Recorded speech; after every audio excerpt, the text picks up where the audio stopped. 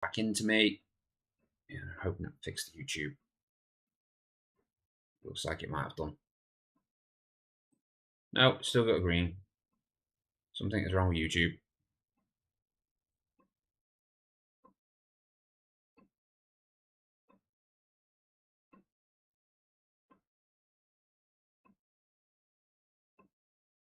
Oh, come on, all I'm trying to do is bloody get it to... Why has it gone green? What the hell? Why is it broken? Why did it break? Is it still working on Twitch? No, it's not working on Twitch. Why is nothing working? Oh no, I'm live on Twitch still. 20, 22, 22, yep, that's working. But it's not working on YouTube. It's decided I'm not online anymore. That's very strange. All right. There we go. All right, that's working again now. Okay.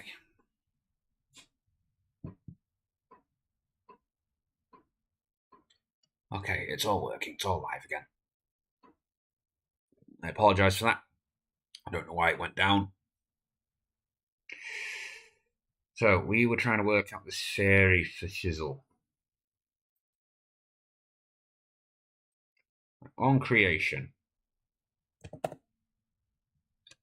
want you to create your party.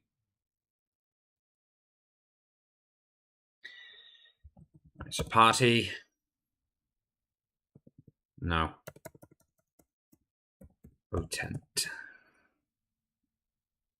is now equal to 1 dash, well, 0 dash 1 dash 2 dash 3 dash 4. Computer. And party equals nothing. Right. I random between 0 and 4.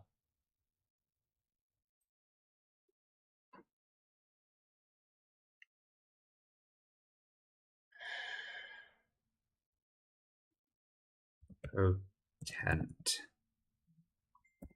Oh, got sent a photo as well.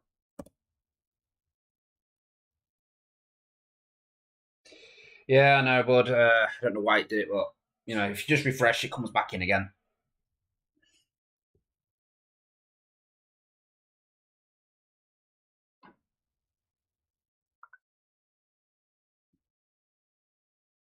Right, so potent, I random this, okay.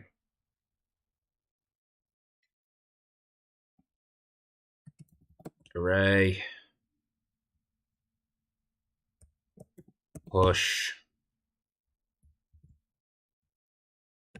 Party. And then push that onto it.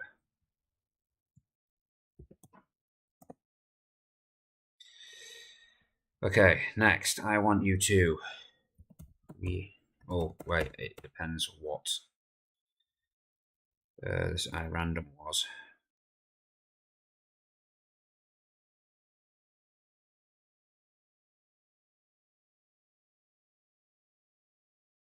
Oh, fuck.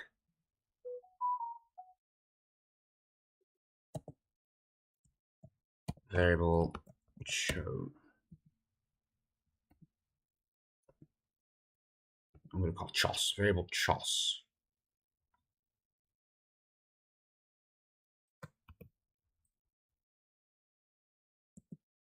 Is equal to this.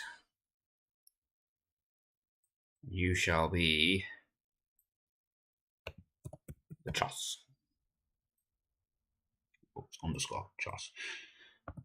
Get it right. And that should be in space.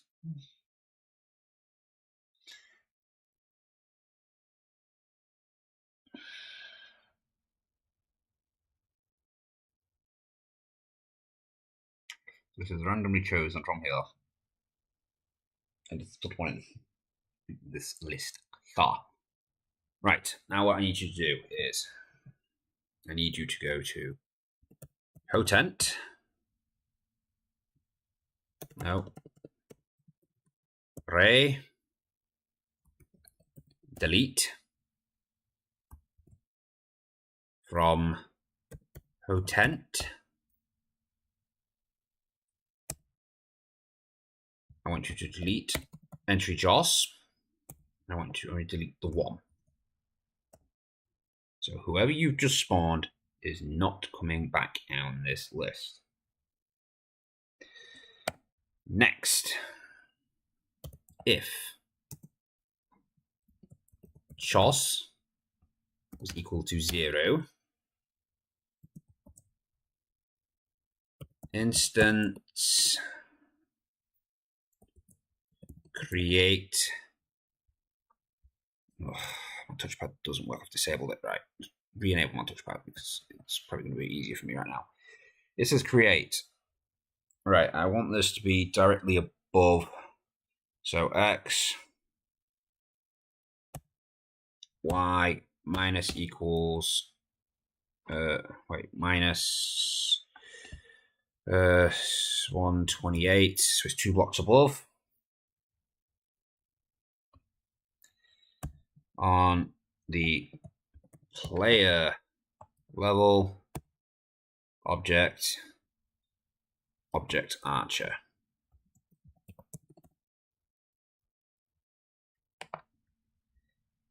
And not just that, I want with this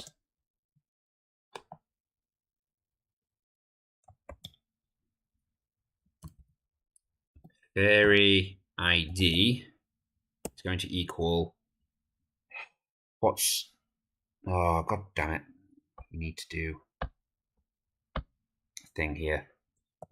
There, my ID is equal to ID.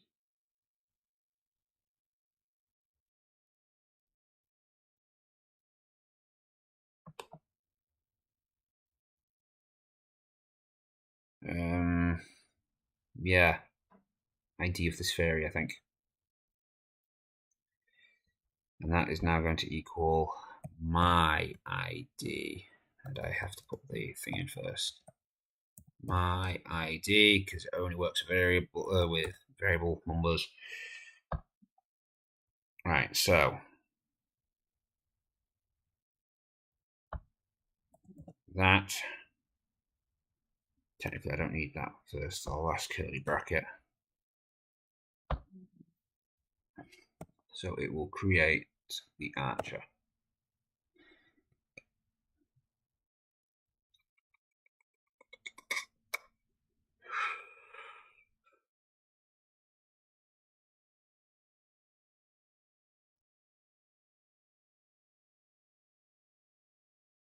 You can't even see me anymore. My camera's way off.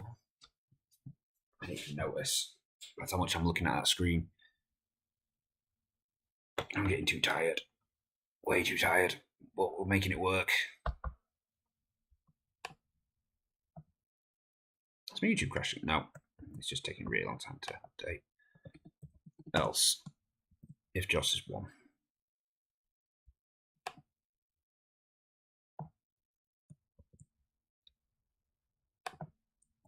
If JOS is 2, if JOS is 3, if JOS is 4.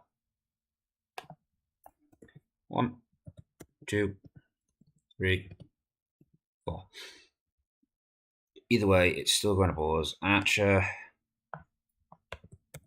cleric. So go down the list in order. Paladin, rogue, alphabetical. Nobody's getting favors.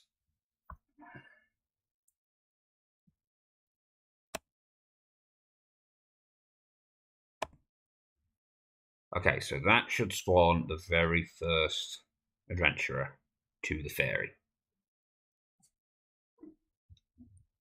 Right, let's make sure that is now working. God, I've got 3.5 hours left. Jesus. Definitely run out of time.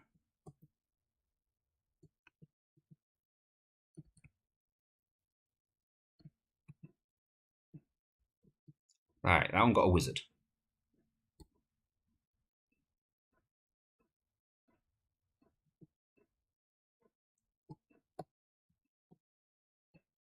That one got the Paladin. Yes, they're not designed to follow yet. They haven't got the moving commands.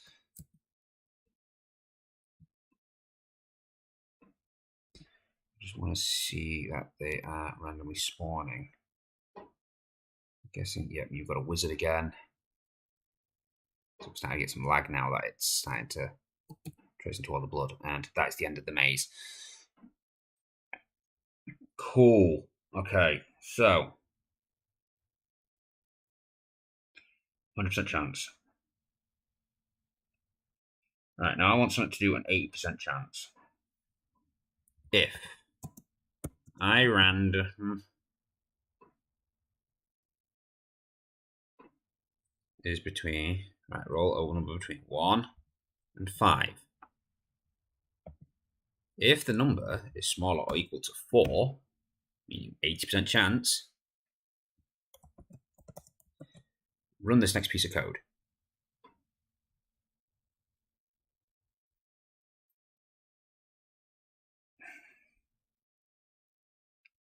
It's essentially going to be rerunning this piece of code again,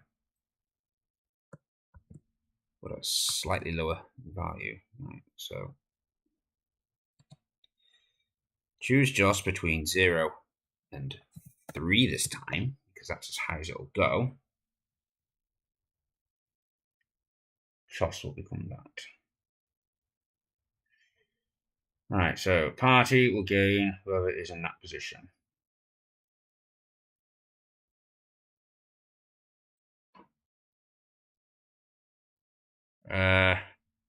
No, because now I can't use this, because that's now not going to ever choose the wizard.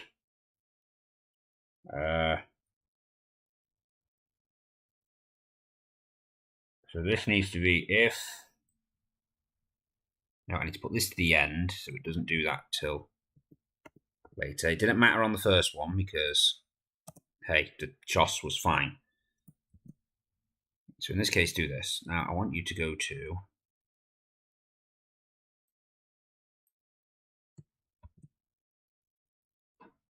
this position. So we'll find out who is actually in that location. Whoever it is gets spawned.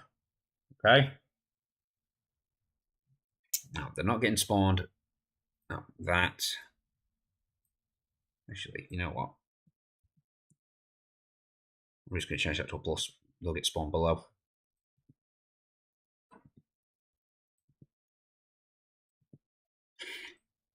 After which, I want it to then delete from the potential the choss. I'm not having that one again. Right, after, oh, for fuck's sake, I wish it'd stop bloody doing that when I'm trying to bloody copy stuff. Okay, so first party member.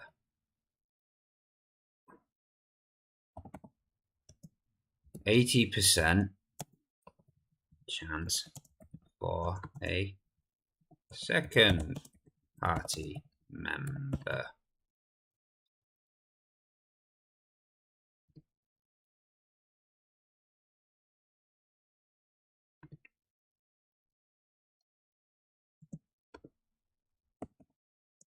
%60 chance for a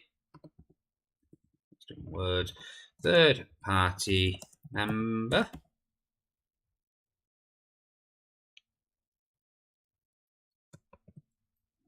So it's got the notes wrote into it. 2.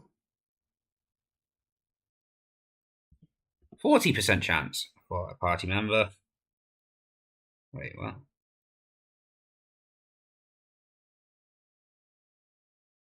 Wait, I've...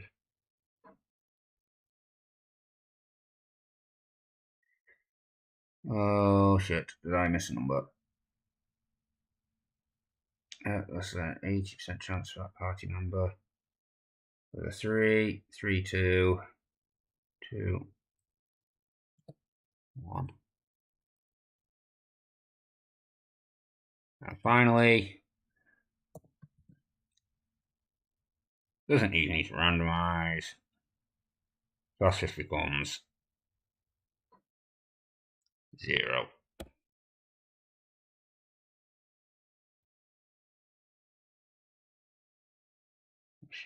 That needs to become. That just needs to straight just become equal to 1. That is a 20% chance for a 5th, 4th, 5th.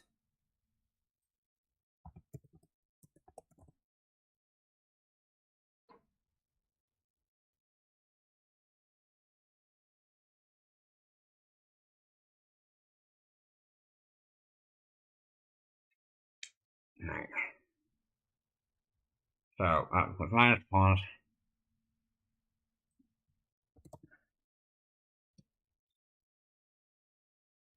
I actually want to copy that piece of data there.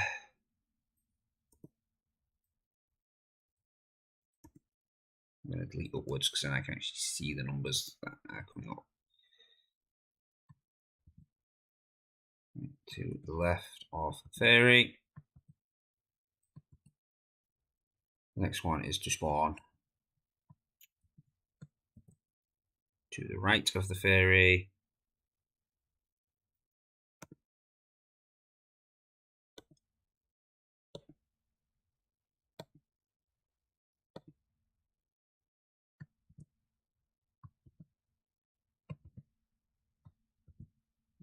And I've left a number in there by mistake.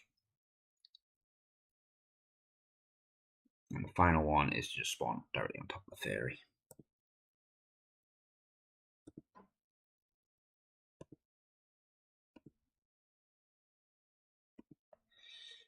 And then let's give that a little look. See how that looks in the game. Hopefully, this now means we're going to get. Oh, I've missed something. I've put an expression in wrong somewhere. Number 19.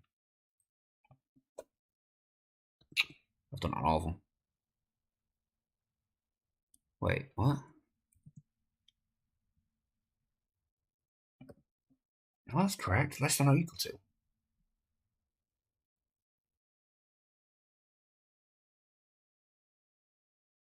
Oh, it should be. I random, not fucking.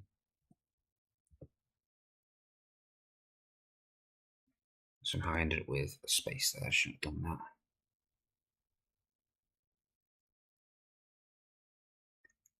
Right, let's try that again, shall we? Should hopefully run. Oh. Right, let's see if we can find us a fairy. Now she should have a random party there. Oh. Not having a lot of luck so far.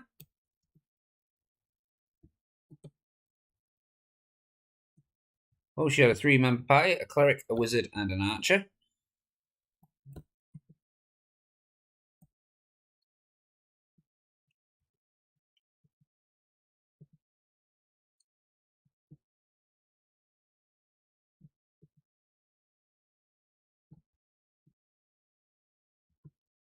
Oh, she abandoned hers. She had a 4-person party. Lucky. Rachel stumbled into that one.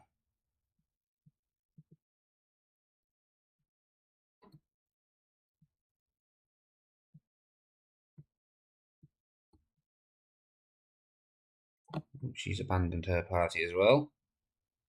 She had a 3-person party.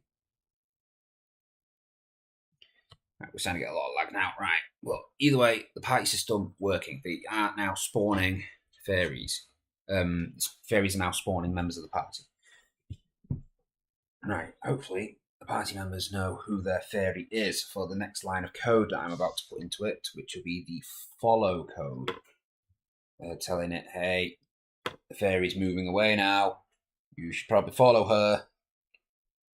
Right, but how am I going to do that?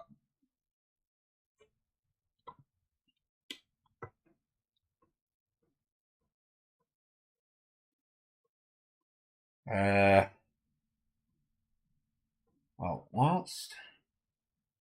Oh. Well done, mate. Thanks. Yeah, so we've come quite far from the start of this. I'm surprised we've managed to make it 21 hours in. I am really dying right now. Right, so we'll just work on the archer currently because I can just copy his code into everything. Step. Well, actually, you need to have fairy ID equals 0. Did I actually bring that up?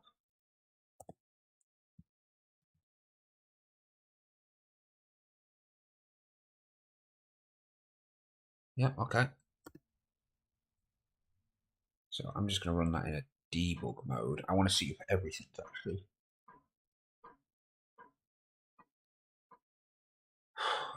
Yeah, well, as I worked out, say I've been awake, well, by this video, 21 hours.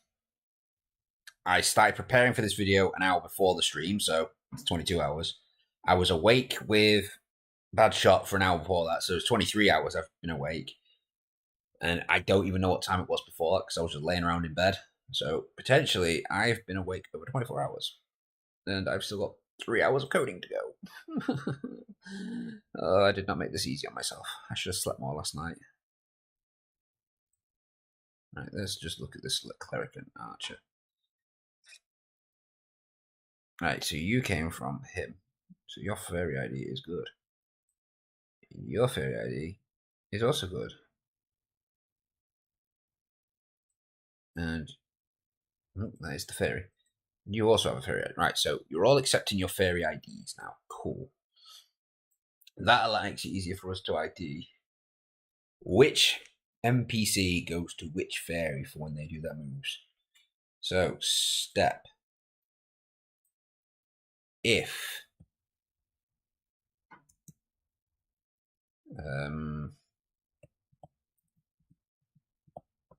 instance instance ID.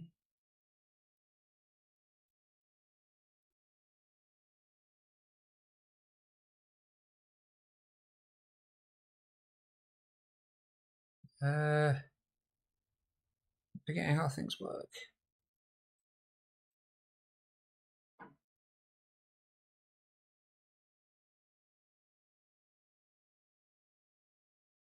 No, that's not what I'm after. Instance find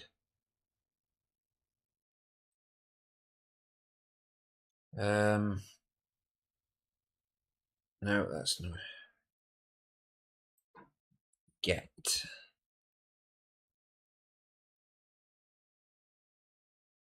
No. How do I know? Oh, Jesus, I'm struggling to think.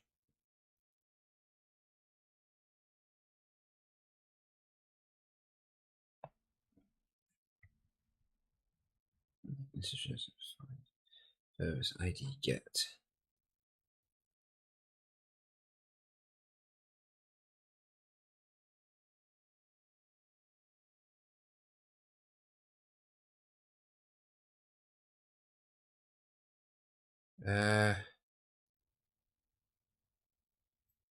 Okay, so maybe not that. That's not object.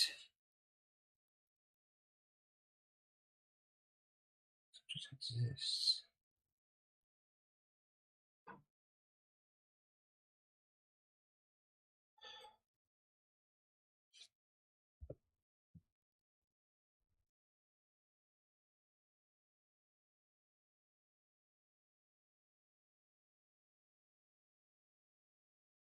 No. God's sake, why can't I work this out?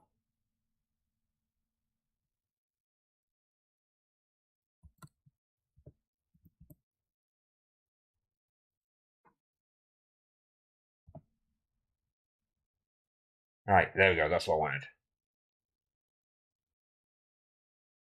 So, if the fairy's ID job.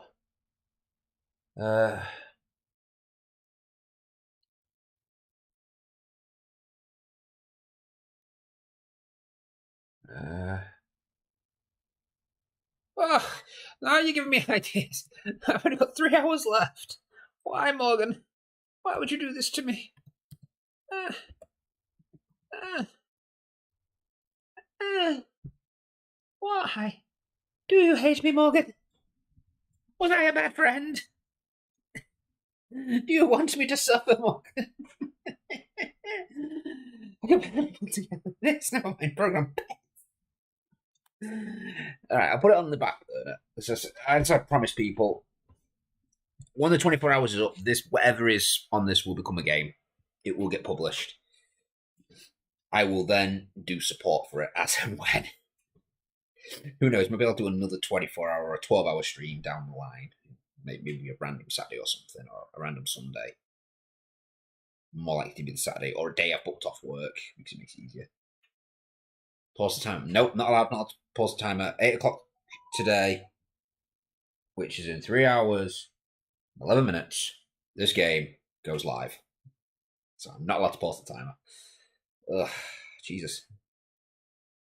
But yeah, as soon as it's time hits 0, I will publish this game. Well, I won't be publishing it immediately. I will be probably getting myself a little bit of sleep and publishing it when I wake up. But between the timer and me publishing it, there will be no updates. And then at a later point, I will update the game.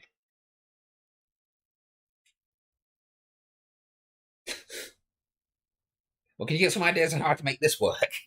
I've got 3 hours to try and get the NPCs to work. Right, so if their ID is equal to 0,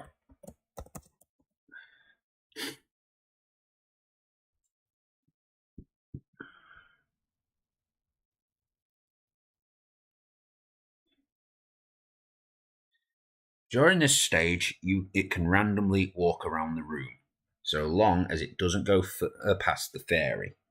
Well, too far past the fairy. It's allowed within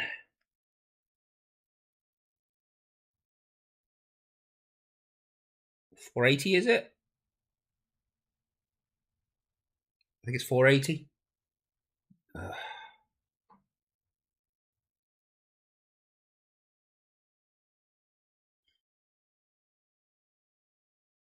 Let me think.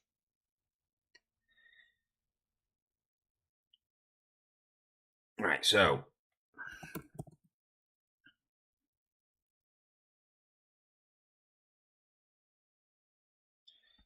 minus 480 to 480. Just choose a number in between. And new x will now equal that.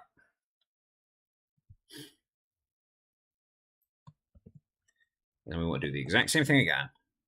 New y. We'll do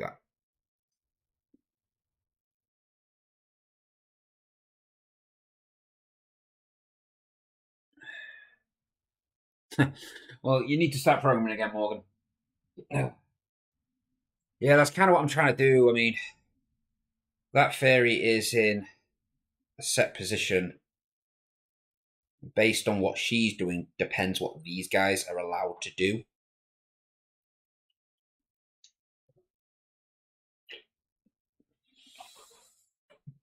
And they only have so long to do it. Right, so if she's in her job state, she's allowed to do that. They're allowed to choose that. And then it has to go to that position at a set speed. I'm hallucinating. I thought I just saw something then.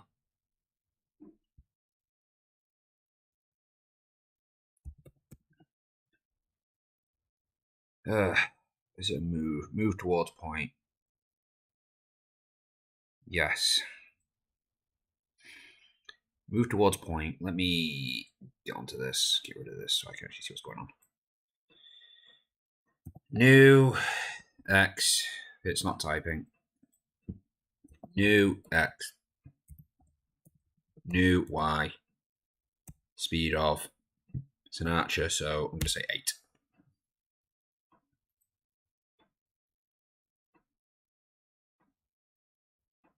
Okay, so stop. I just want to see an archer move around now. Prove that that works. Oh yeah, I also need to slow down the goblin because I'm still sat on hyperspeed. I have to remember to do that before the counter hits 0. Right, there's no archers there. Oh, I thought that cleric was a bloody Santa or something then. It didn't look right, the white on the red. I also need to fix why the screen's so small. This should be playing a lot bigger. No archers there. That fairy's abandoning her peeps. Please tell me there's an archer. If there's no archers, I'm going to be annoyed. We're starting to get lag now. There's too much blood on the screen.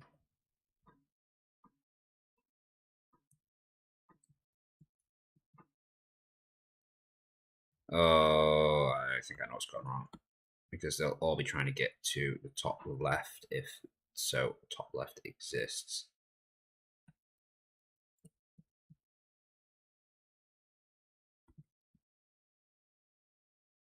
And they will just walk through walls because they haven't got a block bloody thing. Right.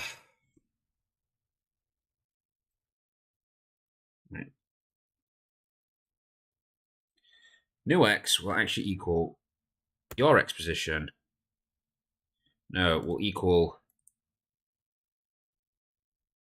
her X position.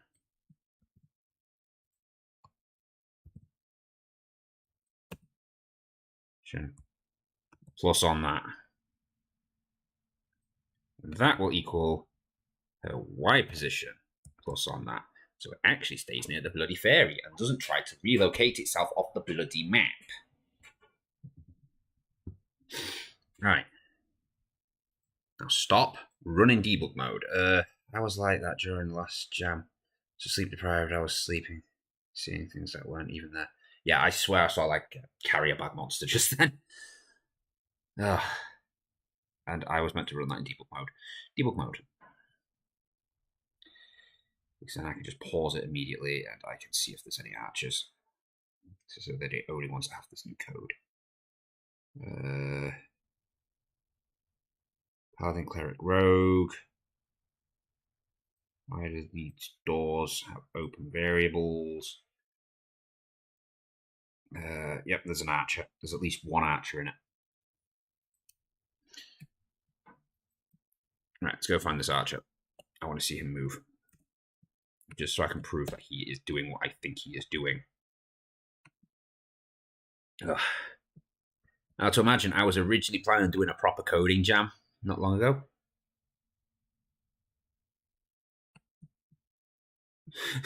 What the fuck just happened? What the fuck just happened?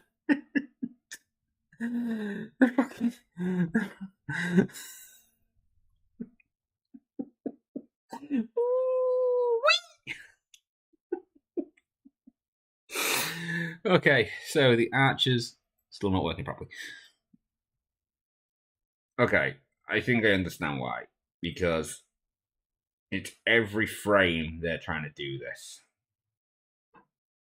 And I don't want it to do it every frame. I want to do it like every second or something. Okay, so what we're going to do is we're going to set up a timer for them.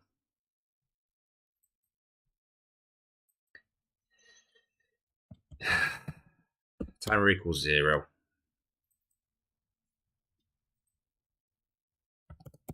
Timer. Oh, capital T.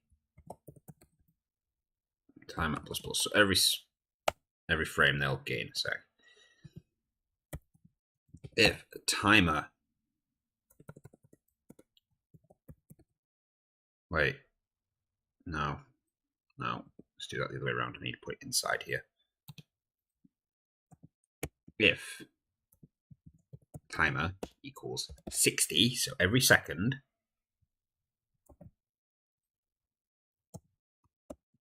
I want you to choose new direction.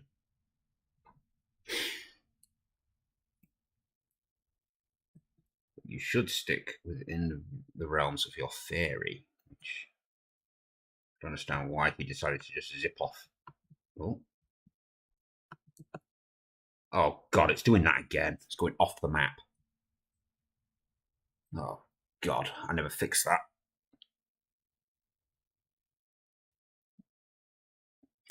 Yeah, the only problem was is it fell on a period whilst I was at work, and I can guarantee you, no senior officer in the army is going to give me time off to do something like that.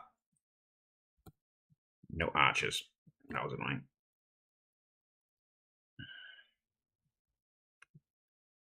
I need to find an archer before it decides to do one. Oh, that auto 4.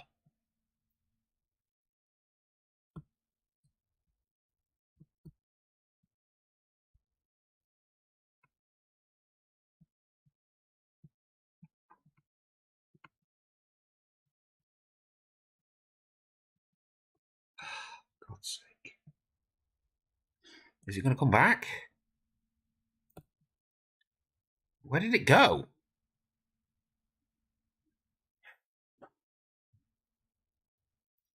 Where the hell did that archer go?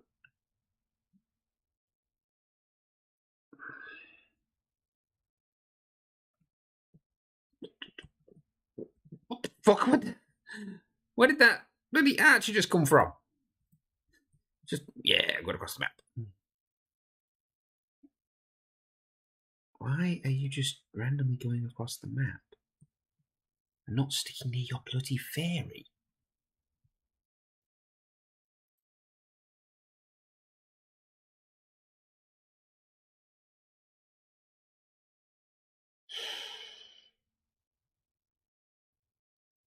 Okay. Let's do one of these. We're going to pause it. I want to look at one of these archers and see what the hell it is they're thinking. I have to disable the walls again so I can bloody look at things easier. And the blood. Okay. So, dungeon, the control room. I know which lines are which now. It is you. You control the blood. Disable you. And you create the walls. Disable you. No, for fuck's sake, I chose play rather than.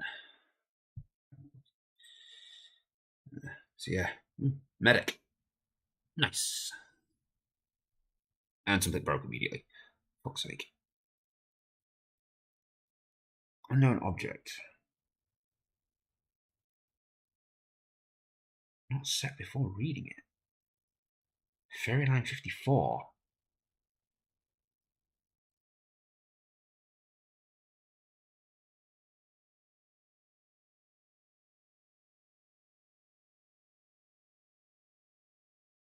What?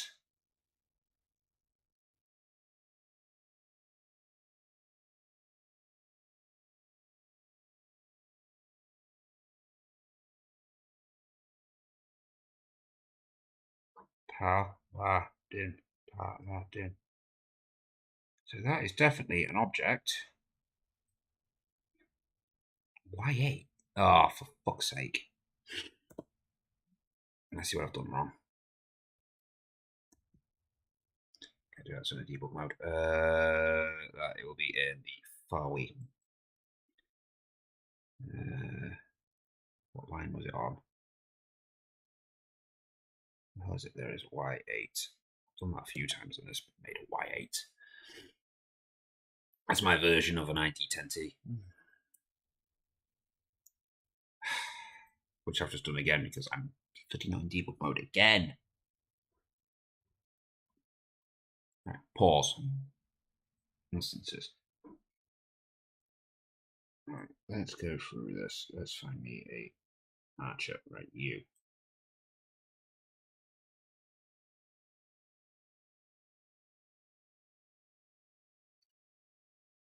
Mm-hmm.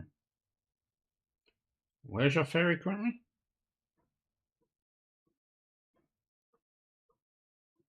7,000, 12,000. Where are you going? Yeah, that's within your range.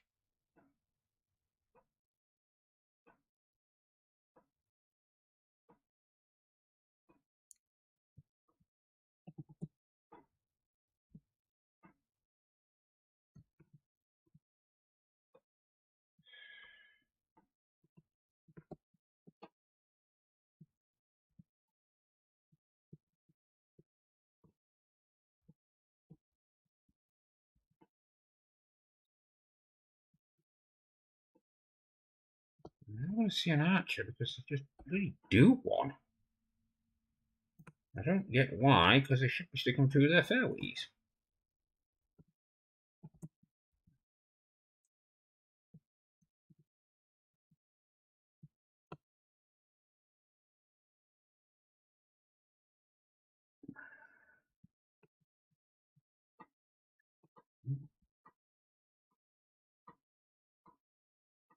Pause this again. Let's find that one archer I was just looking at there.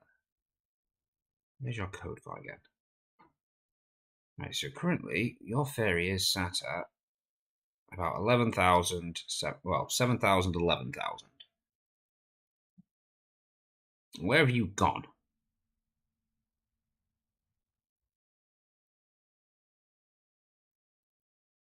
12,000, 6,000.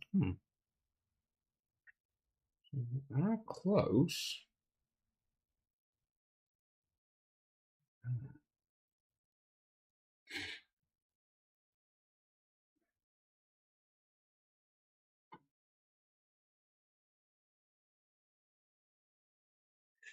Right, I think that's the problem.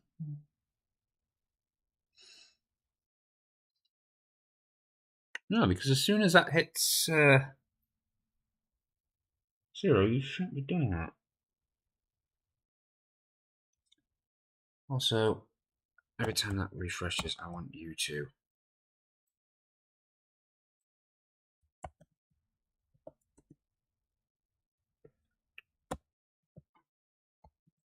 time it to equal 0 again. So that should reset. So you every second you should just might actually make it every 3 seconds. 180. Stop.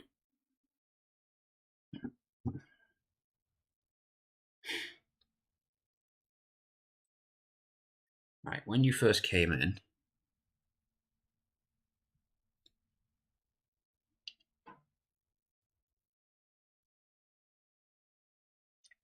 what I want you to do is find out my x and my y. What this is going to equal is your x position and your y position. Oh, I told you to go down. Oh, it's because it's brought that bloody thing up. Your y position. Now, what I want you to remove from this is minus the fairies x and y.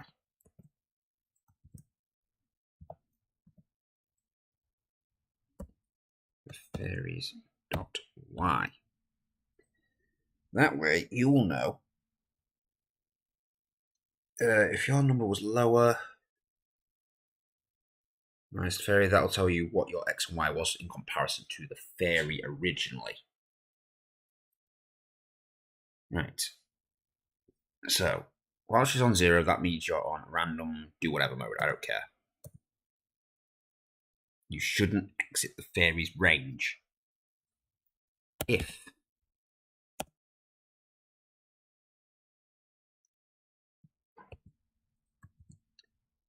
fairy's job turns to 1, that is her recalling you.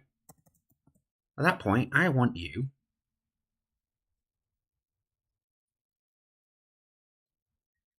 to move towards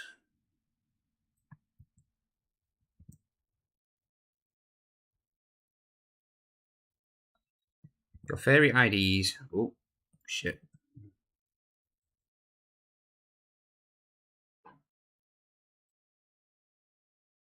No, it's just that bit. That's that one. Your fairy ID is X, your fairy ID Y. Now I've just got to work out which way around these go.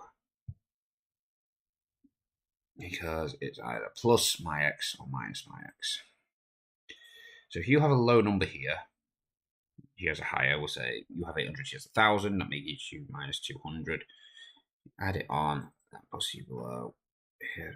Yeah, it needs to be a plus. Plus on my X.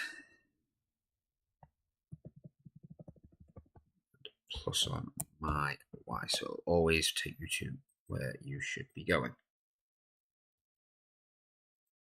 So that should take you back to your fairy. While she's doing, hey, come here.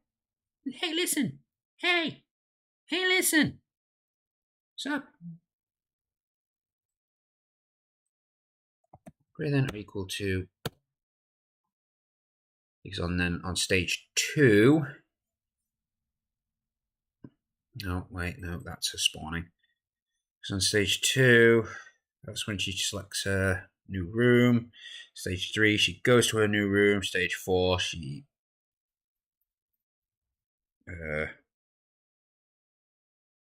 what's this? Oh, that's when she realigns herself in the new room. So during that time, you're just to follow her. Then hopefully, you'll then return to random wandering on stage 1. Right, let's go for a walk. See if we can find us an archer. They should be following their fairies continuously now. No archer. If there's even a bloody archer spawned.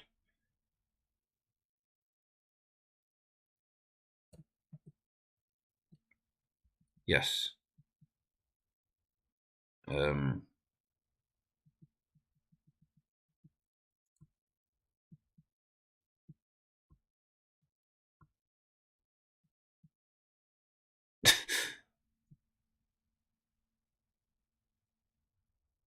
Right, so it spazzed out, and then the moment the fairy's job changed, it went, nope.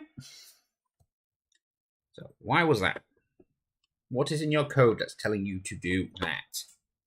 Because it's nothing I've programmed in. I've told you to stay close to your fucking fairy.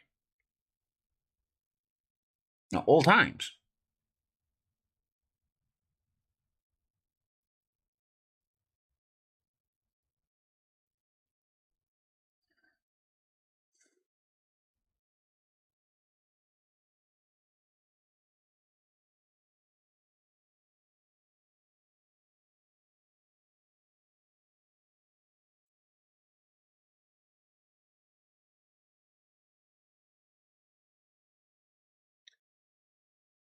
This function simply tells the instance, right? Set point or set speed.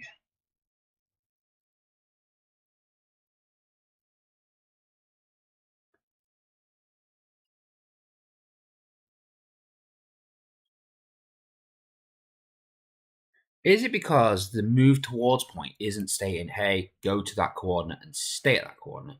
Is it saying just move in that general direction, maybe? Move. What point? The function tells the enter code move towards a set point at set speed. Bear in mind that it is up to you to tell what to do once it gets there, as it won't just stop by itself. This means if you can get vibrating instances as it moves, for example, 3 pixels towards.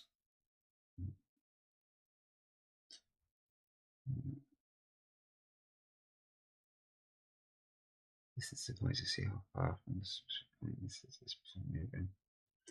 This function sets the speed is right, so it's literally just moving towards a point and it doesn't know what to do when it gets there. This above code moves the instance towards the position index, whatever. Target of that. Once it reaches the position, speed is set to 0.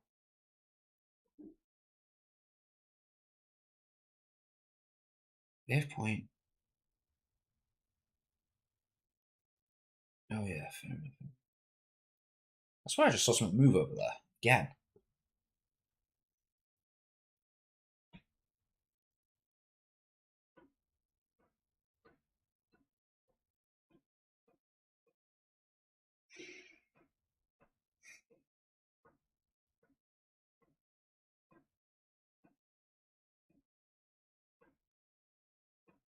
I'm just gonna have to use this like distance here.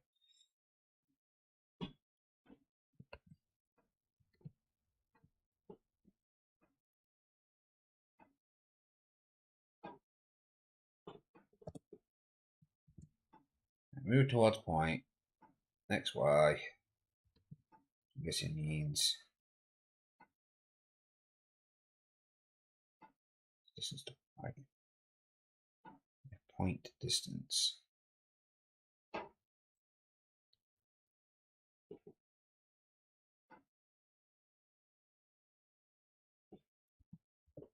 distance if point distance. Okay, yep. So you got x or y to new x. I can't tell if that's the radii behind me or the radii next to me. That's not 5.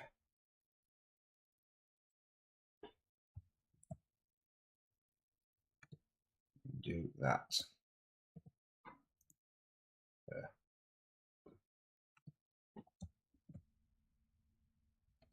Now what was it said afterwards?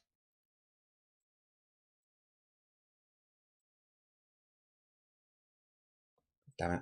Move towards the point. Here we go. Do that. Move towards the point at that target. And then put the L speed bit to 0. So it should move to the target and then stop when it gets close.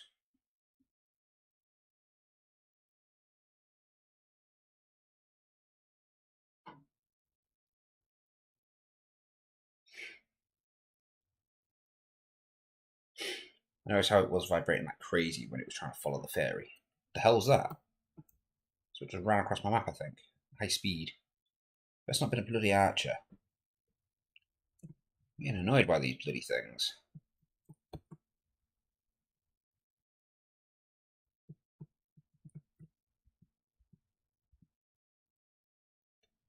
No archer there. This point, I'm thinking just putting the code on every bloody thing, so that way, if it does work, I can just bloody see it. I know he's following his fairy.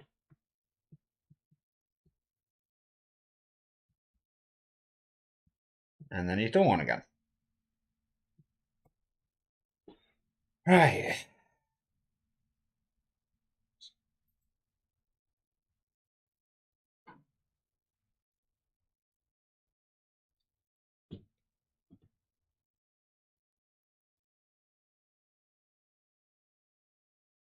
So he's capable of following his fairy. But once he's done it, he doesn't want to stop here. Maybe it's that. Maybe that's the problem.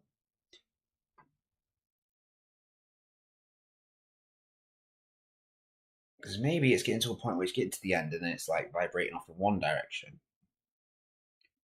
And then it's shooting off because it quickly changed the location again. Therefore can't work it out. And this isn't able to reset it because the timer's too high. Maybe. Because the timer will be consistently going up, and if it's not resetting because it's over 100, yeah, it must be it. Because it can't reset the timer because it's over 180 already. So if it ever goes over 180, when it's on that stage, then it's to instantly reset it. Right, let's find me an archer now. It should hopefully fix it.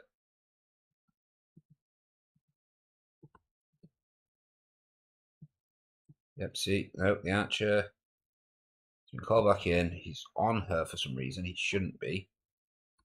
He should be going to a set location near her.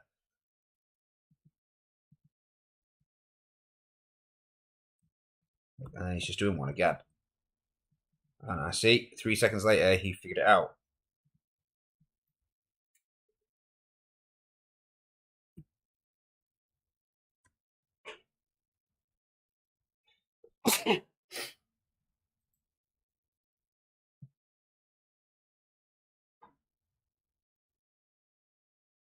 Right. Right, now the next thing I think is going wrong is, yeah, it's all good. It's chosen a location. But this is just telling it to keep going, and it can't stop because it can't run this piece of the code. So if I remove that, but keep this within the fairy job section. Is that, then move to that. Let's line things up properly. Thank you. Else do that, then it should be able to stop. Then 3 seconds later, choose another position. Okay, I think we're slowly diagnosing. Oh, for fuck's sake. New Y not set. What? It's clearly set. It's set there.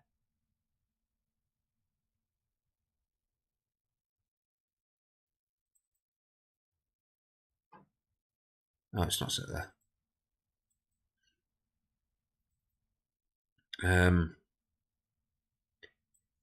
Okay, yep. So the first time it gets created, just do that. Create a variable for it to go to. I was thinking my x, my y.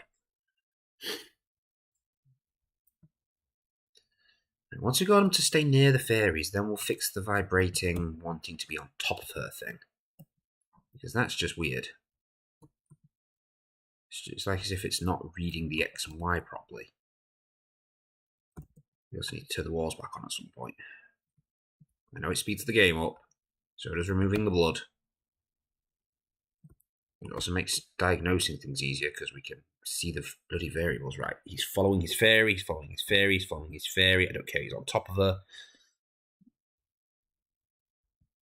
Yes.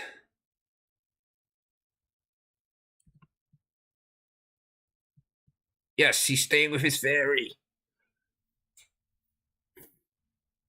Right, that's that point. She should recall him any second now. And she's going straight back to the central spot and then... Okay, so we fixed the first part now. Right, if your job, go towards fairy x plus my x, fairy y plus my y. That should be my x minus the fairy's x, and that should also be that minus that. Because something tells me you didn't spawn on top of her. So,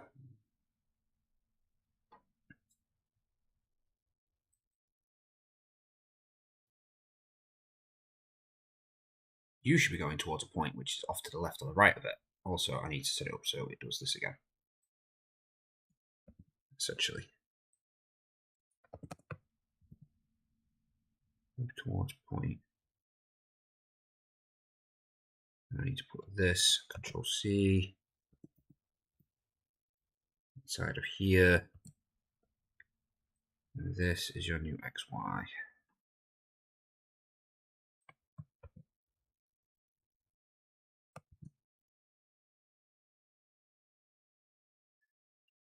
And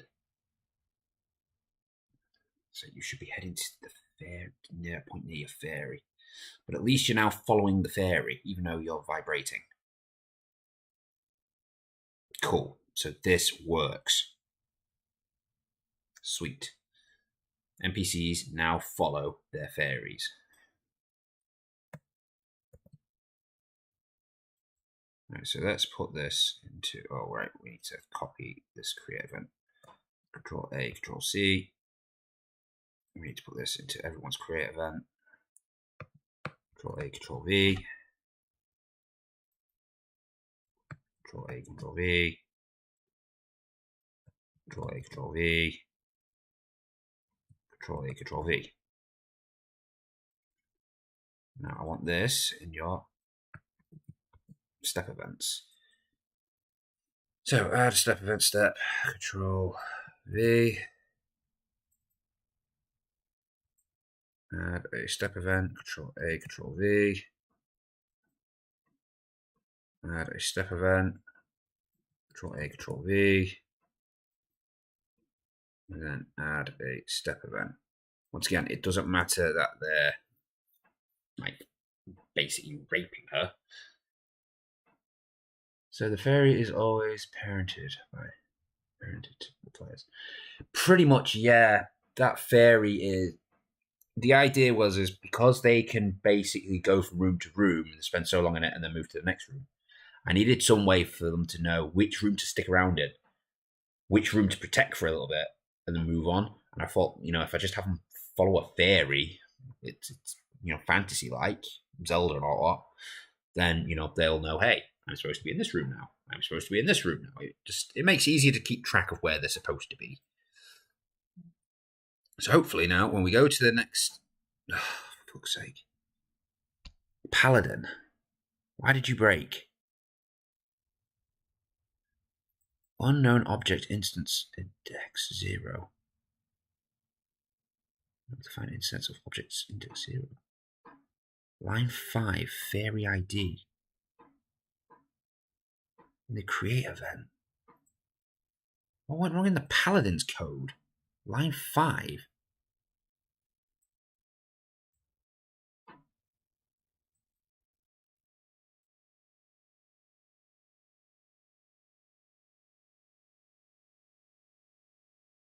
Did you not get a fairy ID? You should have.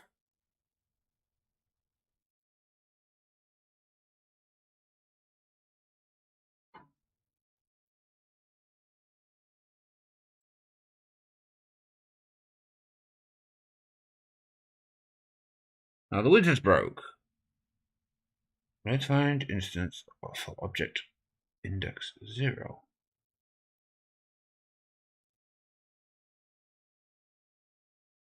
Is it setting that now? Using this when the arch didn't. So let's delete that bit. It should be presetting this anyway. The fairy should be giving them that. You only gave them it because bloody half the time they moan if you don't give them the bloody things.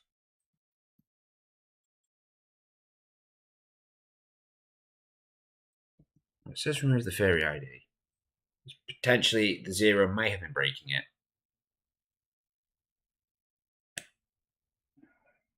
And now the rogue's complaining because it doesn't know who its fairy is.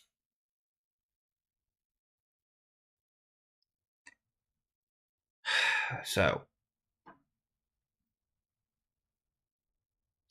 Yeah, it's pretty good.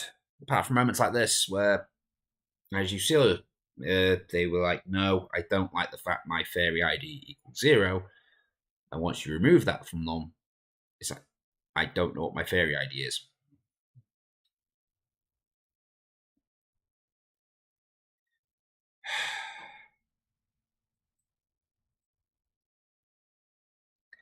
So you want to moan when you don't know what it is, but then you want to moan at me when you do know what it is.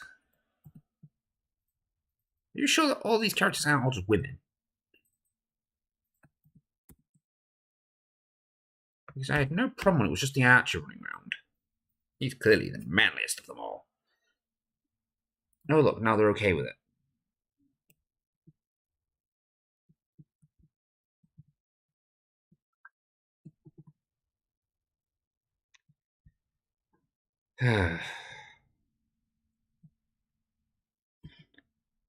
This archer. What are the odds?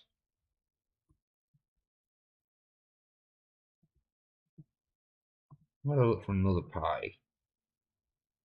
Make sure it's not the rest of them all breaking. Nobody's following that one. Oh, for fuck's sake.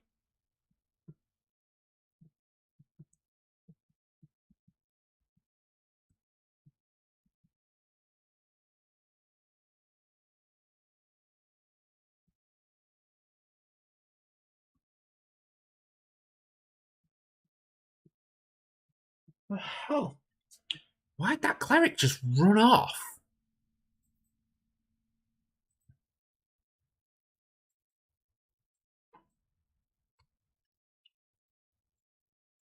You have the exact same clothing as the archer. The archer works.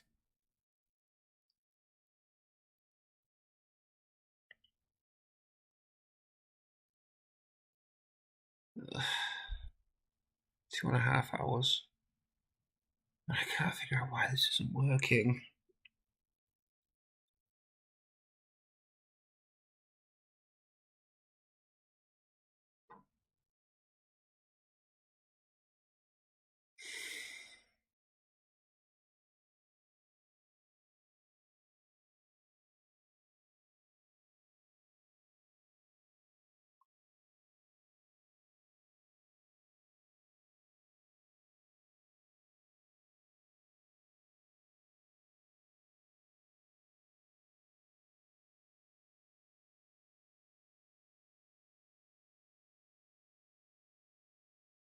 Hmm.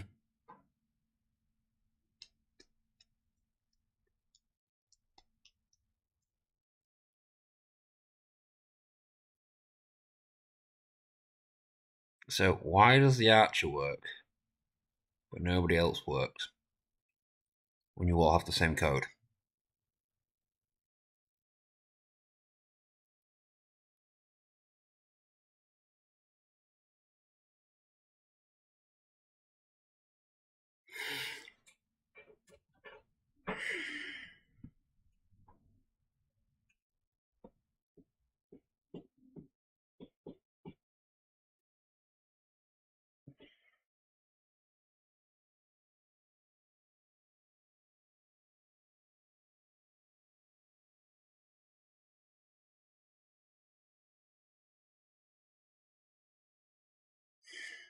It's had to burn my eyes.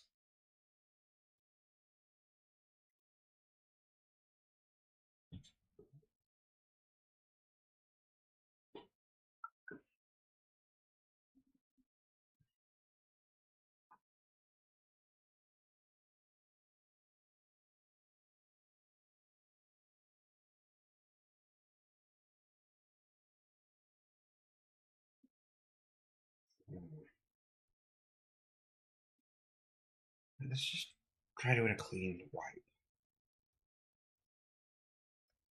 Run it up in debug mode. I'll have a look around again.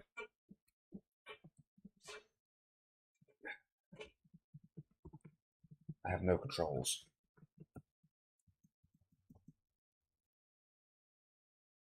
Something broke again. Wizard create line 5.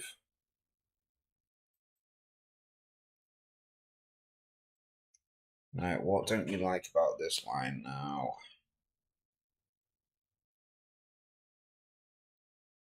Ugh.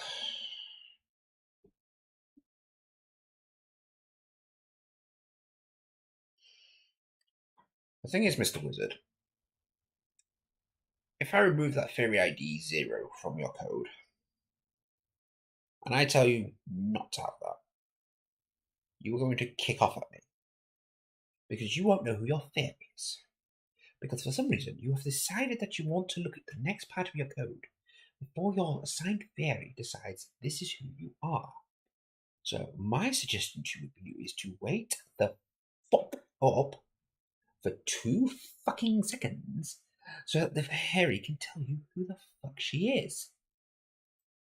Now, that might be a very difficult thing for you to do, but I assure you, the moment you do it, everything will fucking work.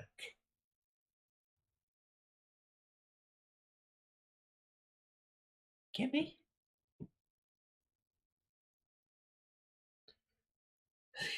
I'm at that point where I'm that fucking tired, I can't work out what it is that's causing this. Why is it that sometimes you just want to moan at the fairy IDs, and at other times you love them?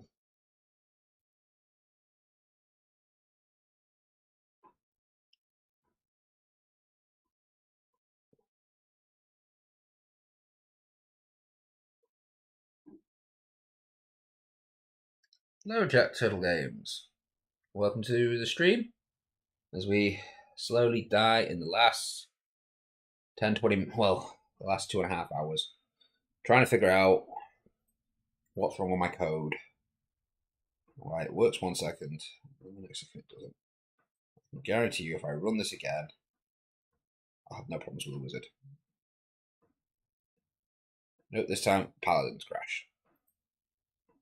And oh, thank you. And who broke this time? Oh, the cleric broke this time. Because every character will break other than the archer.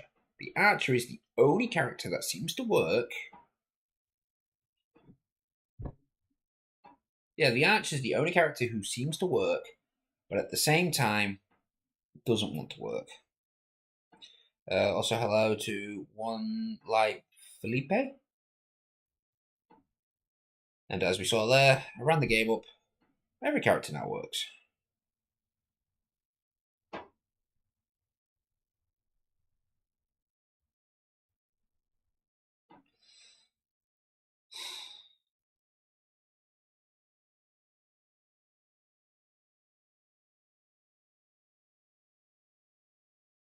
Okay. So something is going wrong. They don't like this fairy ID bullcrap.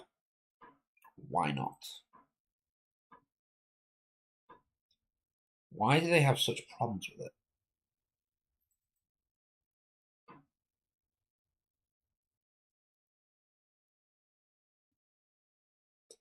You know what? I'm just going to set you to X and Y. So for your very first move, you don't move. Oh, no, because then it's just going to bloody do this bit, isn't it? This bit's going to bunk out because that wants a fairy ID as well. Ugh, for fuck's sake.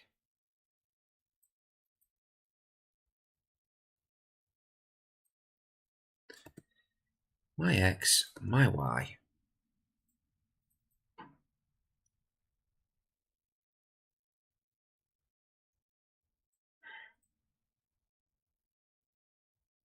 You know what? I can't figure this out. So I'm just not going to. Not at this stage. I am way too tired to make this work. And not in a streak of like trying to quit, but in a streak of trying to get the game to bloody work. I will opt to not give you that and to not give you the. Oh, actually, no, you can accept that now because you'll create it, and in your very first step, you'll actually fix your own code. So if I make you X, I make you Y, for the first 3 seconds of your lives, you won't move. And what did I do about them? My X, my Y. I just set it to X and Y. Now, as I said, when this game hits 24 hours old, I will release it to the public. I will then patch it as and when. So, I might not be able to fix it now because I am absolutely blooming dead inside. But hopefully, when I recover, I should be able to fix it.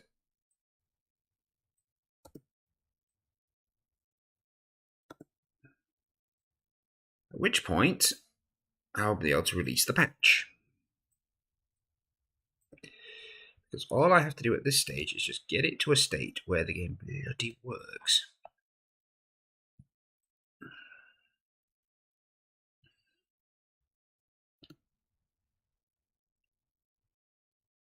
And once I've got it working, that is it. The only problem will be is none of these adventurers are going to actually attack. Yeah, bugs can't be helped. So many variables, no point.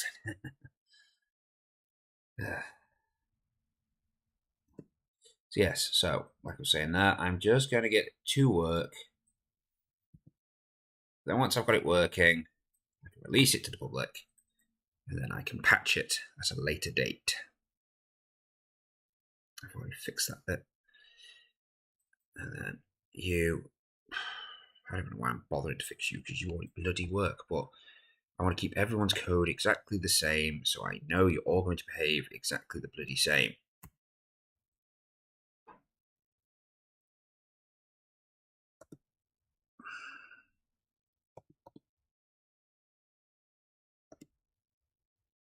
Then, when I'm fixing yous, I can sit there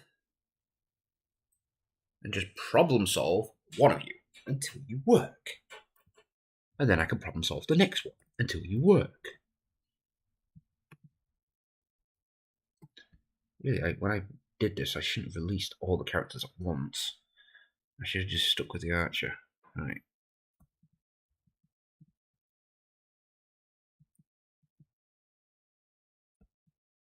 Right, you got the warning, they're all coming into their thing. They're actually supposed to take up the positions they started in. They vibrate with her until the next area. Because for some reason they don't understand walking in formation. And you go back to random wandering again. Right, at least that part works. Okay. At least that part works. Now,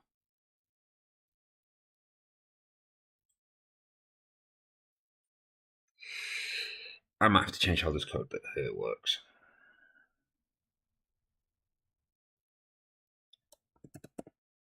If this is equal to 3 or job is equal to 4, because I'm now thinking of adding job number 5.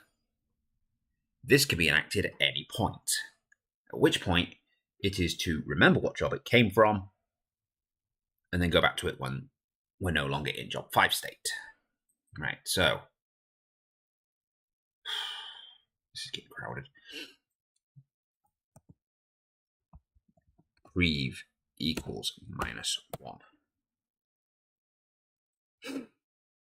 My nose is running now.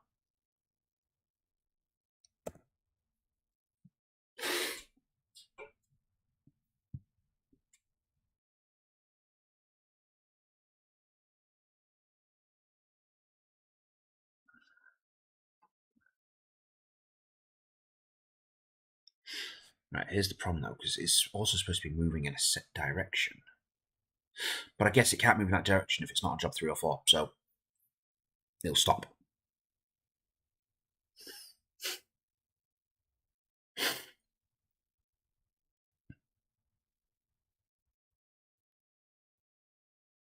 Wait, what? Alright, it's only when it gets onto that, then it stops and goes back to that, right? If O underscore player dot x is ever less than or equal to your x plus on, what's the distance around you? Was it 480? 420? I forgot. 480.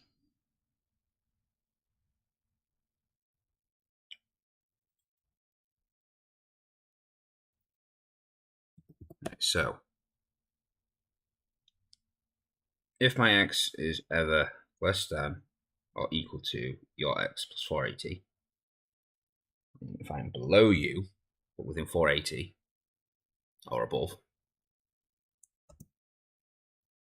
and the exact same code again, now in the opposite direction. So if my code also has to be greater than that minus 480, meaning I have to be above this position but below that position. Yes.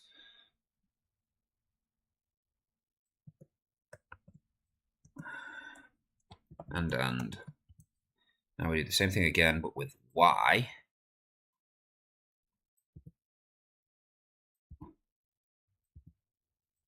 So that means now I'm just within this little box of you. Any point that happens,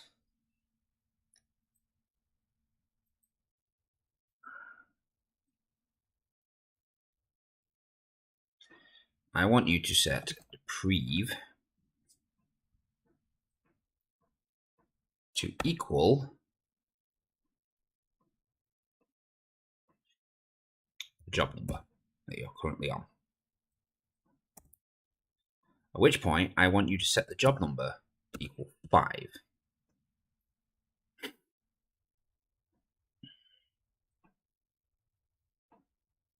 Now,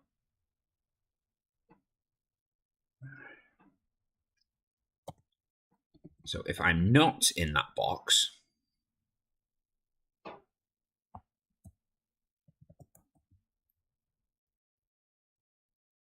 if prev is greater or equal to 0, so any other number than -1, I've exited the area.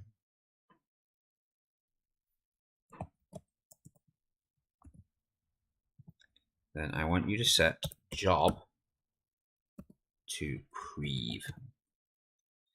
So essentially that should state, if I'm outside the area, do nothing because prev should be -1. Got it set to -1, correct? Yes.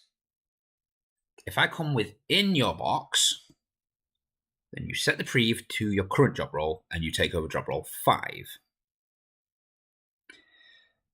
And then upon me leaving it, because your prev now be above 0, you now set your job back to previous and prev is equal to -1 again.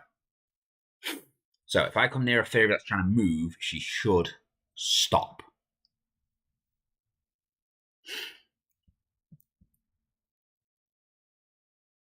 And then, of course, everyone bugs out because nobody has any idea what freaking job 5 means.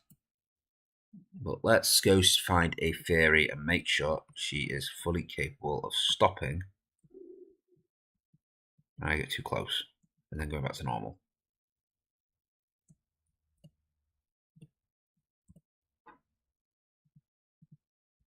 At 480 should be the entire room near enough.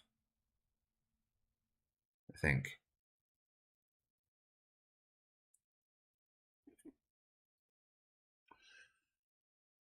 What's 480 divided by 64?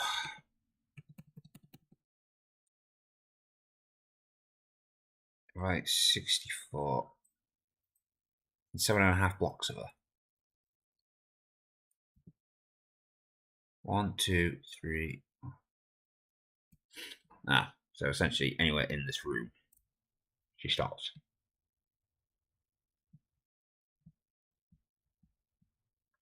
Okay, let's slightly change that then. Let's change that to 240. Actually, no, 64. With 320. So from within 5 blocks of you, stop what you're doing.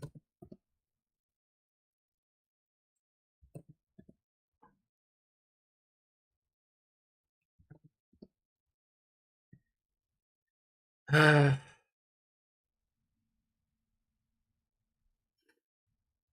going to run it in debug mode so I can at least check some stuff as I go. And I should also put the bloody walls back in.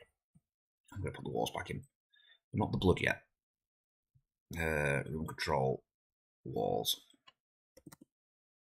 Run.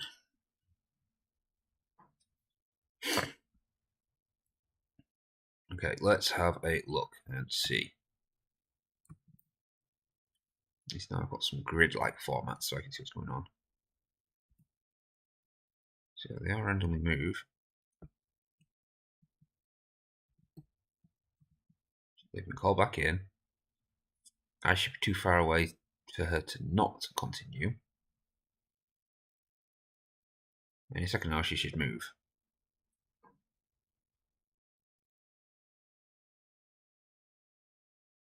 She's not moving. I think she's broken. Oh, for fuck's sake. This is why we went into debug mode. We're not in debug mode. I thought we were in debug mode. What the hell?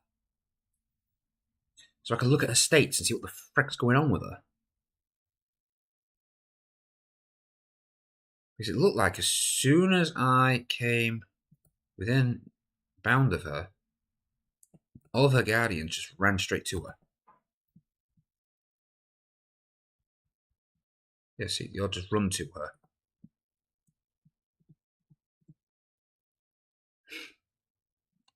And she doesn't seem to get out of that state once she's in it. Right, so instances. This is why I turn the walls off so I can really find things quicker. So it's now got this massive bloody plane of numbers everywhere.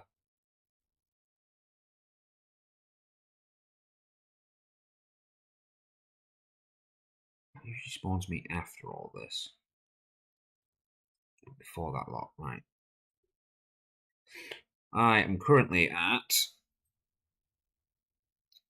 10k, 10k. So we need to find a fairy that is at roughly 10k, 10k. It's likely this one. Built-in variables. 10k, 10k. There we go. So look at this fairy. Don't look at her buildings. Look at her previous. It's still -1. Her job is 5. So her job is 5 and her previous is -1. So she's not actually resetting. Why is that? So when I came in, this piece of code must have executed because she got job 5. However, when I left, oh, for fuck's sake, pressing that instead of down.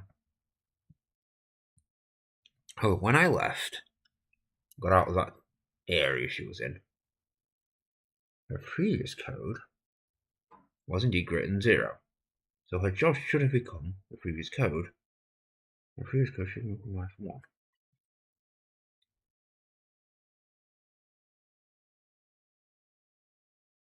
Is it because I've capitalized when I shouldn't have done? No. It was all capitalized, apart from this last one.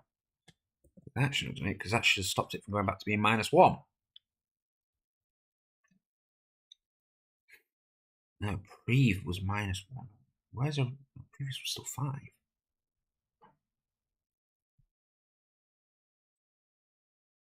Oh, I see. It's because I've entered the area and I'm still in the area. So it's now then setting the previous job to her current job again, which is 5. Okay. Okay.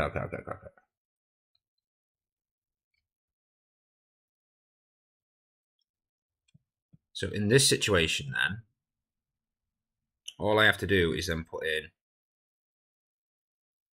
a previous job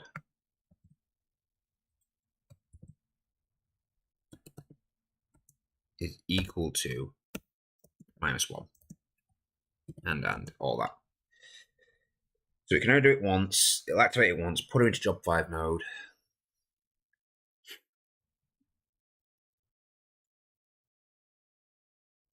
So all of them will be true. Then when I leave, false. It'll all be false then, which means this bottom one can activate. Yeah, that should fix it.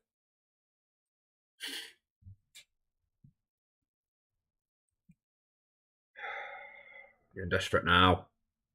I've got nearly 2 hours left. I'm kind of looking forward to it, being able to get some sleep. It's going to be good. I'm going to hug my pillow so much.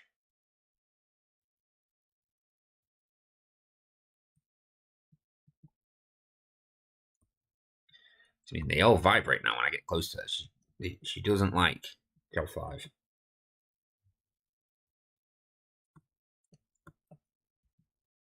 Right, she should be stopping now because she should be job 5. Why is she not entering job 5?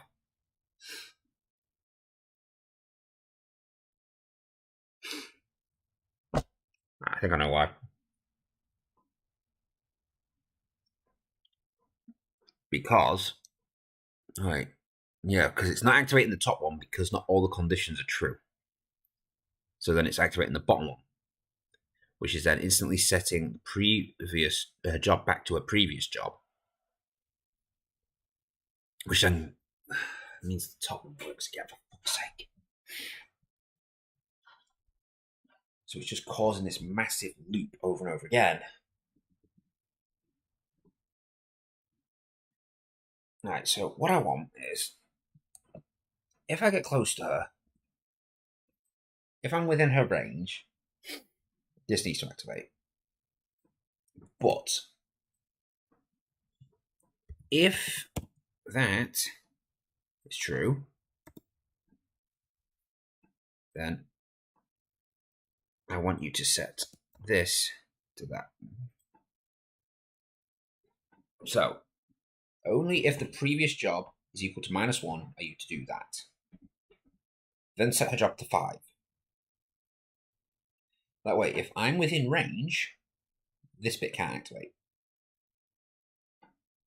Ever. That should hopefully fix it. It could just be a bit of rearrangement. A bit of rearrangement issues. Let's see. It should stop them all vibrating now. They should stop moving. Essentially, it should be if I enter the. There you go. They're all going to protect it. Now if I go away, they all go out. They all protect her again. I wonder why they all run towards her when it's almost as if they're being told, "Hey, come save me." There you go. She stops moving again, and then she continues. Cool. Kind of works. Why do they all run towards her? They're on job 5.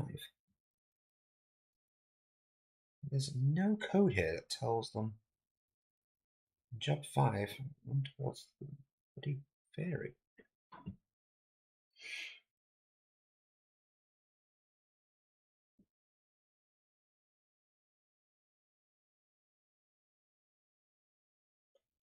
I don't understand that. Why they run towards her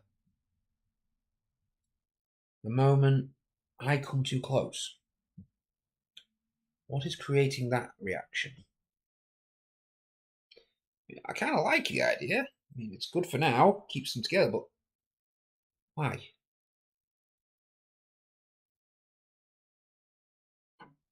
Oh, because the fairy job's becoming greater than 1, which means everyone is to head to the fairy's ID, to the fairy location.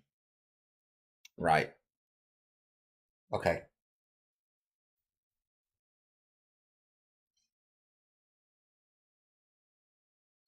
So essentially what I need to do is I need to then state, hey, you still need to be less than 5. On 5, I want you to go. Yeah, on an act of 5, I want you to run another job. And I put lol twice there, thinking I just read something completely different. I don't know why. That's how tired I am. I can't respond to messages properly. Oh, Jesus. 2 hours to go. Okay, so if you're written that, and fairy job is less than 5. So on job 5, you don't do this. Job 5, you actually need to run another command. So I'm going to leave it in all the others so they all run towards it. But on job 5, you all need to start actually going through a series of commands to work out how to deal with me. You also need to start creating things like lightning bolts, arrows, and other things that can all be shot at me. You're going to make it with a time to spare. I don't know if I'm going to make it. Let's say there's loads missing still. Let's say the NPCs aren't fighting me yet. They're not truly following the fairy the way they're supposed to follow her. I haven't made a start menu. I haven't made a custom seed generator. That was on my list. That was what I needed. I haven't added big head mode. What else needed added? The ability to upgrade the money bag because that's stuck at 99. An end. There is no end to the dungeon. Oh yeah, yeah. This was basically everything that was put on it. You know, this is the things that are missing: seed generation, different blood types, so slimes and such. The adventurous be finished. Main menu, a pause menu, big head mode, cleaning cupboards and pets, possible outsides, and I need to put the no one on the grid array because there is a possibility, and I have seen it, where the game sometimes, when it's especially on the edge, it decides it wants to generate doors going off the map. It's not supposed to do that.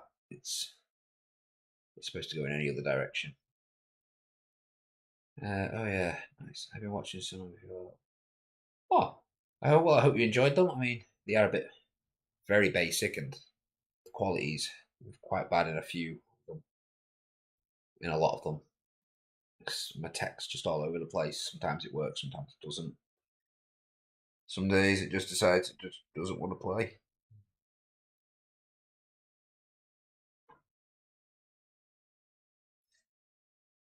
Okay, I'm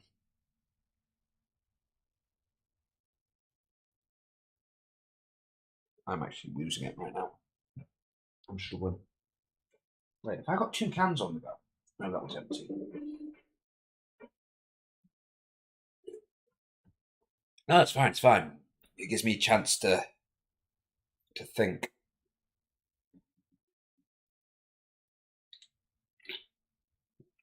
The more I'm sidetracked, the more I realise I'm tired. Which means I'll drink more of this. Puts the caffeine in me, keeps me awake, and makes me think quicker. I need to think. I need to work out how I'm going to get this to work. I need to figure out why they weren't liking the fairy ID thing.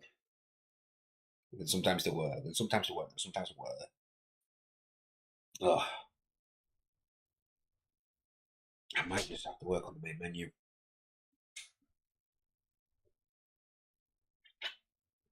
See, somebody's awake, he'll be going for his morning stream soon.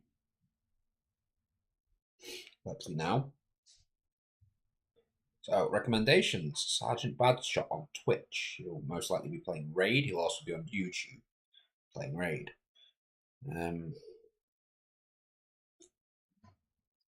Let me think.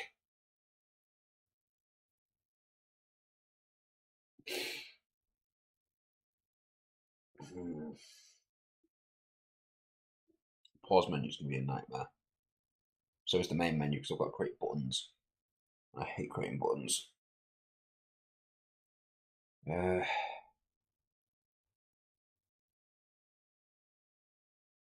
But that is what's going to make it a nice polished game.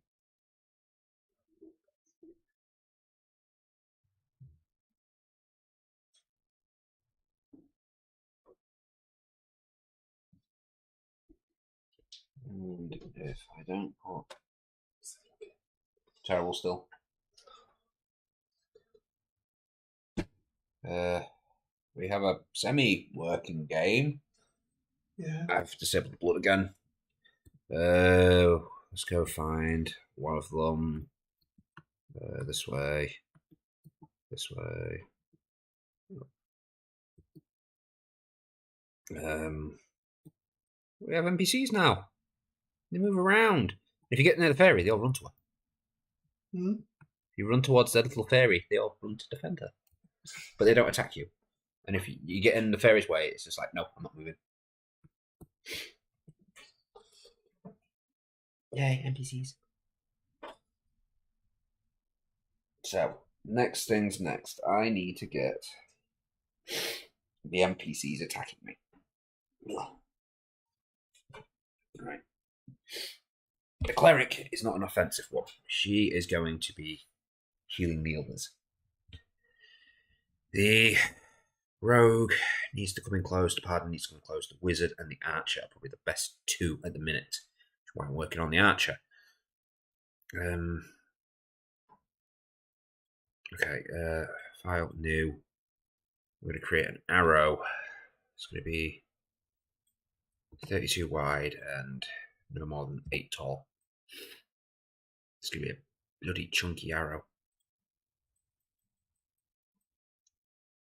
Layer, new, layer. Okay. Okay, this arrow line 2 millimeters thick.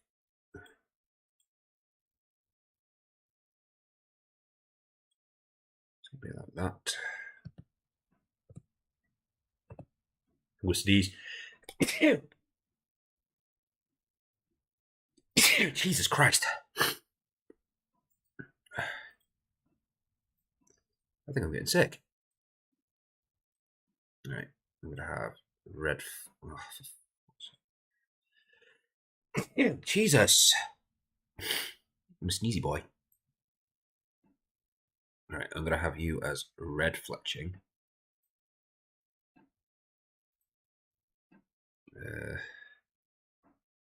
Make you slightly shorter.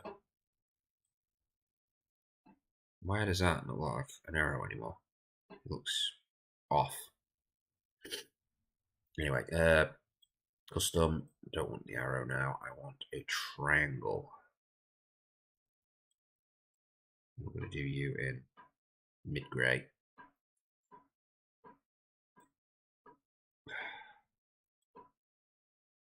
Mid-grey. rotate.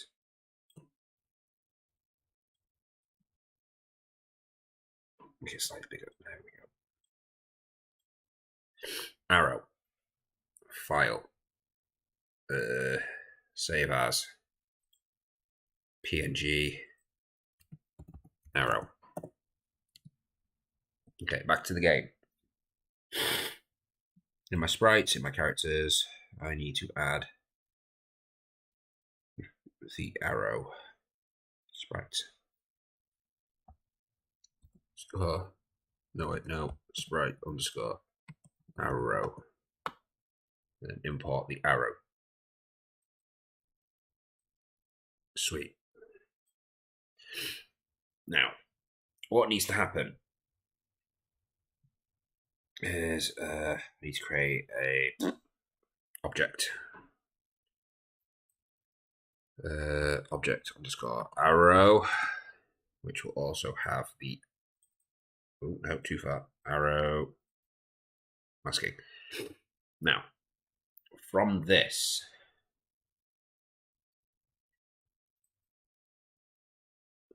take a step.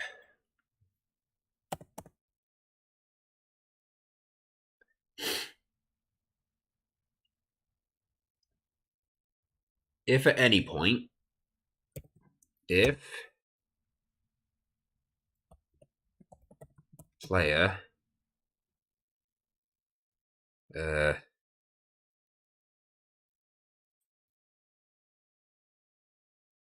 what's the distance thing again? Distance. Distance to point.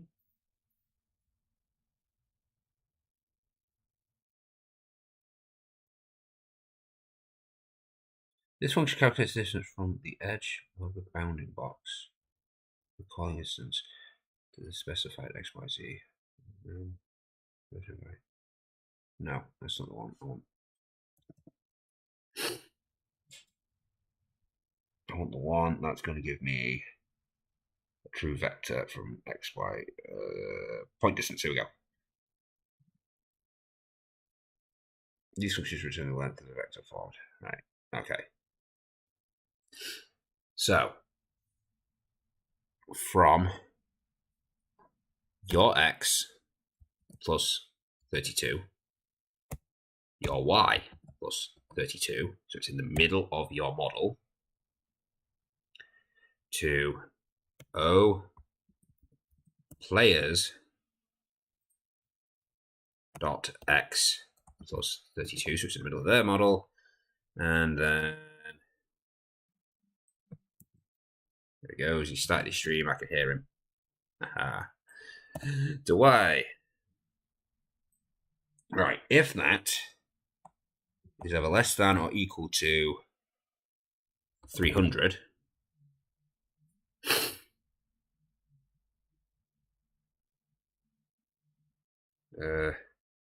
why is it reading out? Oh, because I haven't done that.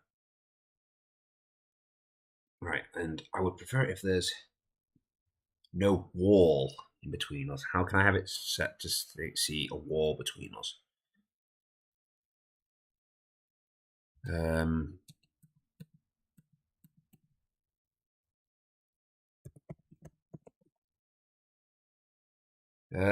Instance.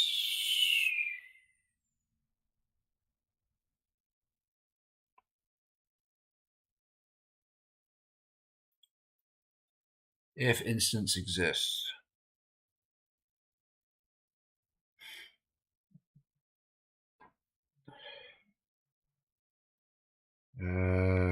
Place, position list.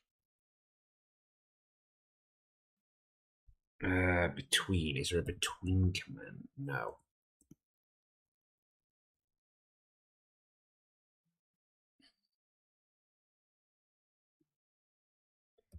Path. Let's have a look at the path commands.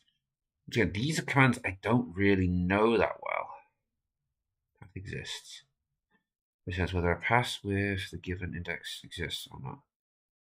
Not what I'm after. Path position. This function can be used to get or set a position of an instance along a path. No.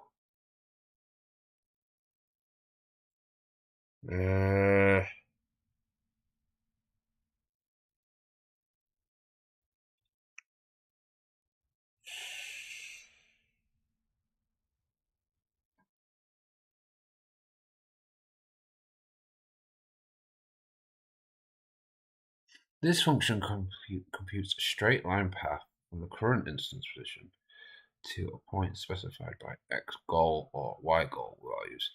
It uses indices, step size, and the same size as the function. This indicated path must already exist and will overwrite by a new path, and the function will return if complete path was found. True or not false?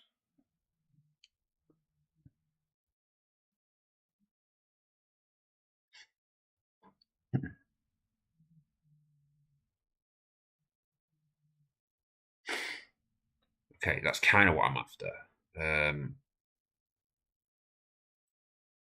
New path object. Is that different? Oh.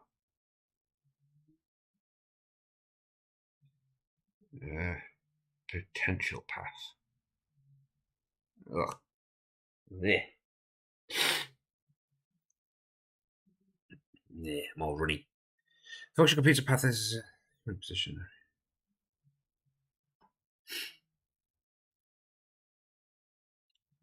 Like the function potential step, it uses potential field steps to accomplish this, and uses the manner in which it does. In this case, path must already exist.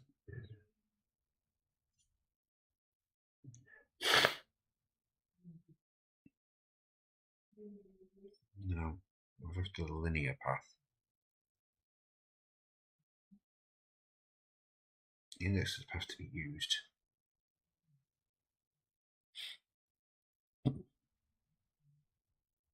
This gets an object to check to see if there is a linear path from its current position to position of object player. If it then isn't, that's the path.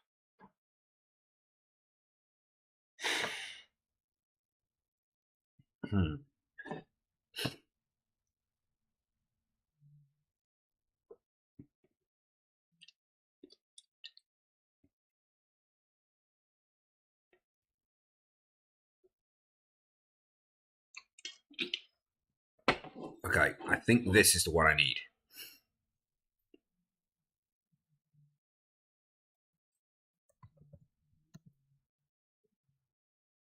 Right, so it's to check to make sure that there's a path between me and it.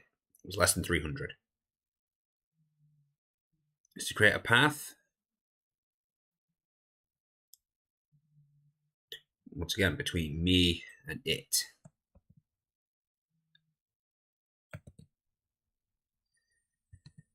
2 and 0. Step size 2. Yeah, sure. Check all. 1. Check whether the collision of all instances true or just solid ones false.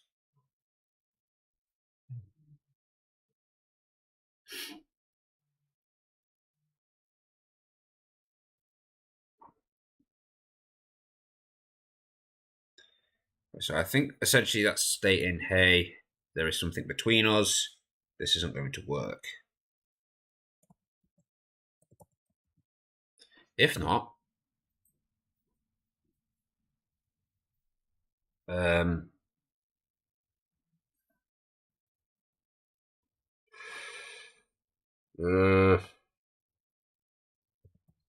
create instance. No, wait, instance create.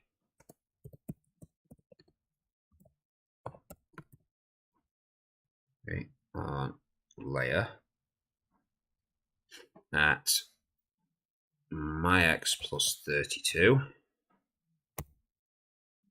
My x plus 32, so it's in the middle of the model. On the player level. And then we just need to spawn an arrow. That's it. Spawn an arrow.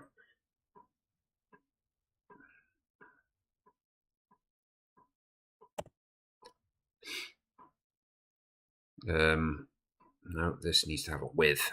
Width.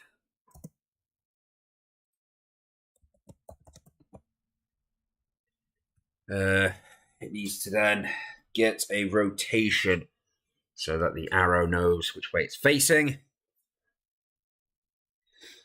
Then it needs forward momentum, so it flies in that one direction and fast. All right, so how do I do a rotation? How do I plot a rotation? My brain is not working right now.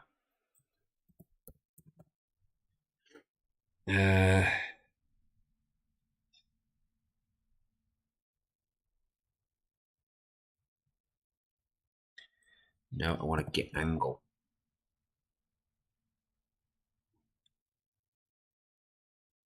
Get angle.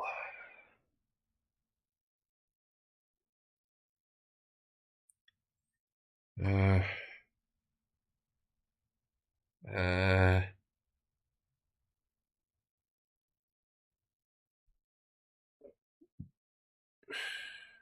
difference maybe? We're having to scrape the bottom of the barrel here for knowledge. This function will return the smallest difference between the two specified angles. That's all.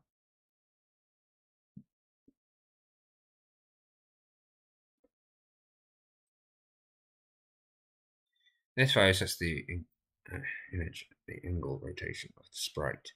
It is measured in degrees, with right being 0, up being 90, left being 180. Right, yeah, I know that, so it goes backwards for some reason.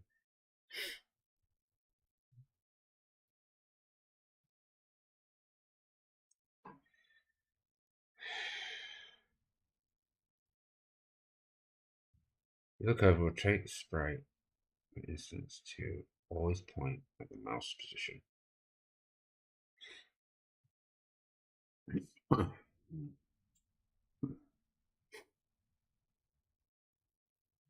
Image angle.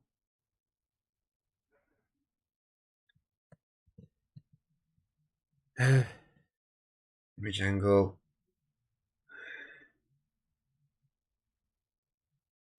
The original x plus 32 plus 32. And it needs to have a snap instant shot and say, hey, there is a player at this point. That's what I want you to fire.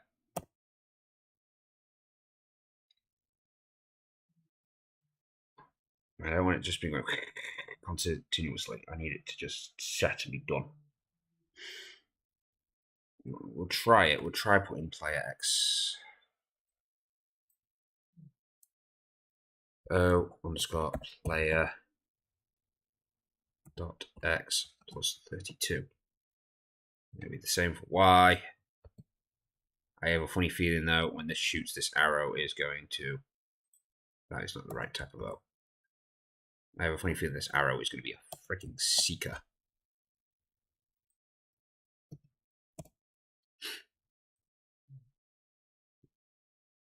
Right, and the arrow needs a, what do you call it? Move to position.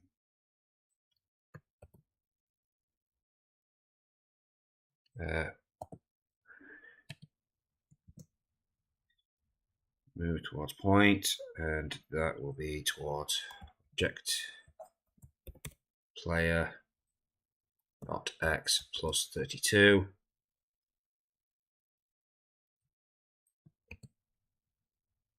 I think this is going to break immediately. Y plus 32, move at speed 16. So this could be a very fast arrow if it works. Oh, so far so good. Game hasn't died on me. What time have we got left? 12:40 roughly. Because I've got to remember to put the settings back. Nope, it broke instantly.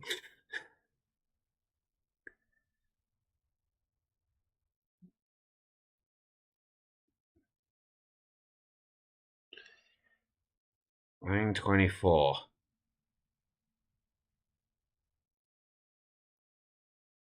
On the archer, broke it.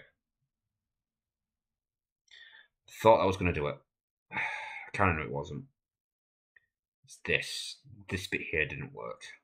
This path. This path means nothing.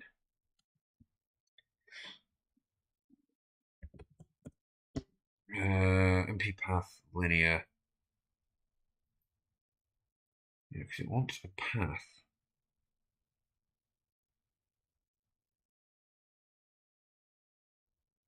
Yet, it needs to create a path, I think.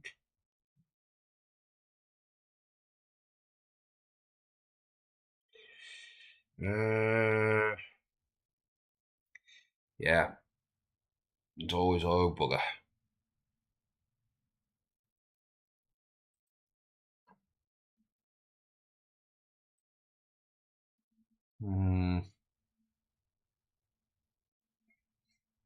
Because I don't really know pathing all that well.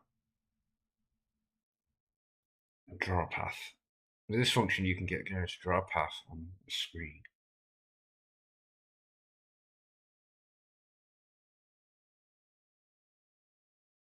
No, I want to create a path. What's the path editor? Nope, not what I'm after.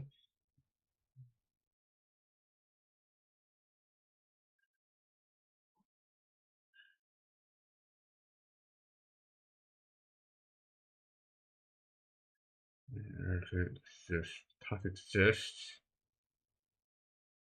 No, get clicker, can't get name, get number, get speed, get point, points, right, get speed. Path get X, get path index. No, read only, so I can't draw on it.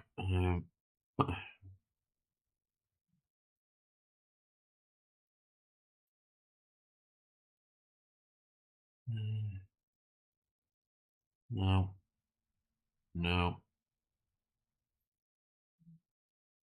no. Right, so generally, I can't work out how to work paths. So I don't think that's going to work for me. Look at this one. Path thing is not going to work.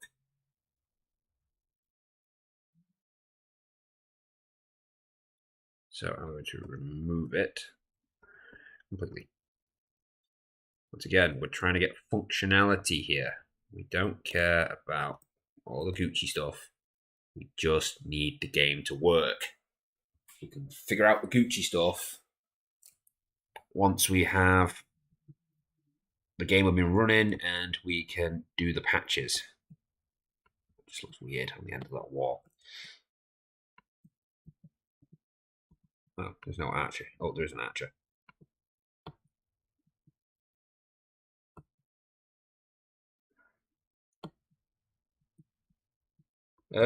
Yeah, he's just like creating a line of arrows, and then he ran off the map. Oh wait, what? The hell?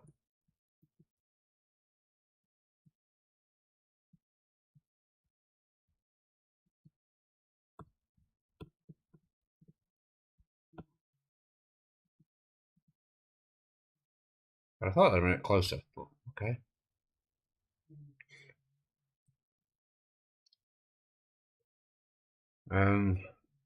Yeah, so he's firing those arrows way too fast now. I'm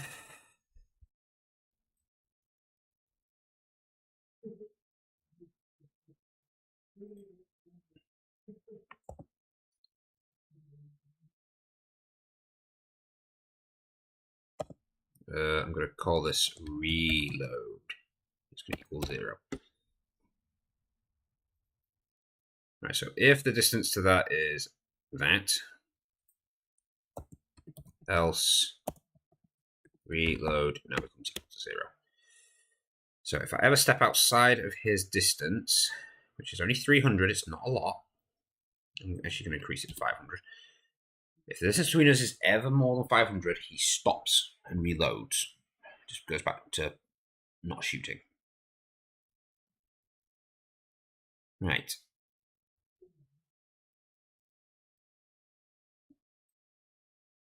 if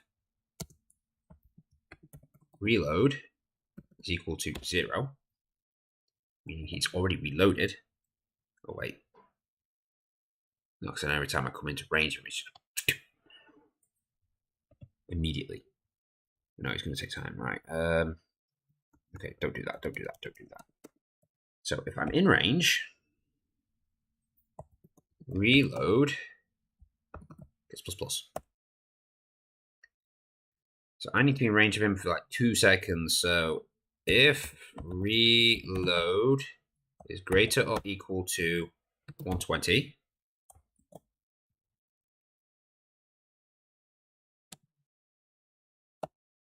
do that. Once you've done that, I want you to reload to now equal 0 again. Actually, minus equals 120. So in that way, if it clicks over quicker, then it doesn't bring him back down.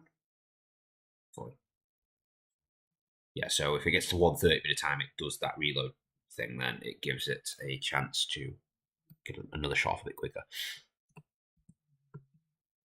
But his reload should stay on 0 from now. I need to be in range of him for 2 seconds for him to shoot, and then he has to wait another 2 seconds to shoot again. You can just about see the arrows. Oh, he's bloody done one. His outside range is pretty ridiculous. I think it's because he's entered job 5, and it's fucking up his ability to shoot. Right, he is shooting arrows once every 2 seconds now. Right, so why is he going doolally?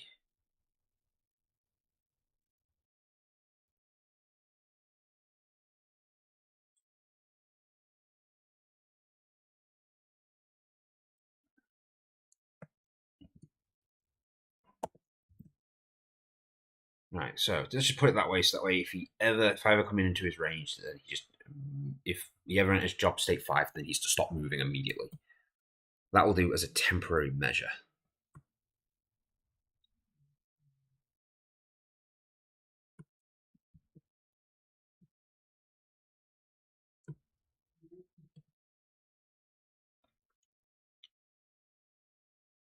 Right, there you go. He's shooting arrows at me.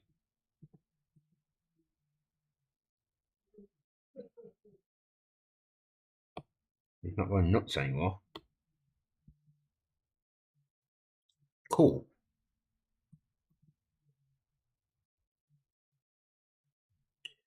Cool. So that's kind of working now. So the archer can actually shoot arrows. Right. If step. Right. So if your X. Right. If your X is ever greater than or equal than O underscore players dot X. So greater than the original. Oh, we're having to do one of these bloody stupid box things I hate doing. I actually love doing these. These are great. Just mentally taxing. And yet X is less than or equal to O player dot X plus 64. So, no, I didn't put the underscore in. So the bottom line, 2 ands. Now we do the same thing for Y's, stating if your arrow ever enters this box at any point, Y, and Y. If you ever enter this box at any point, first thing I want you to do is do a check.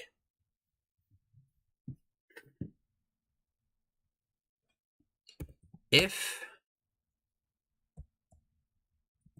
global.armor is greater or is greater than 0,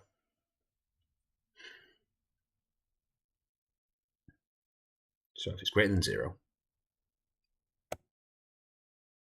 I want it to do a check, if you will. I need it to see. Well, it needs to do so much damage to the player, but it needs to take the armor off first.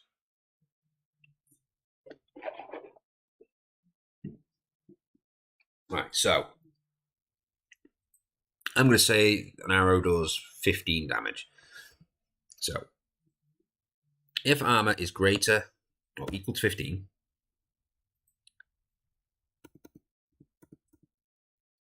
then global dot armor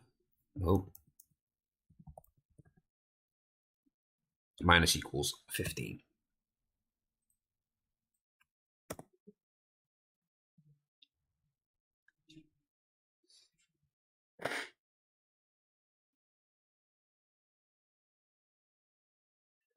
Right. Now, else if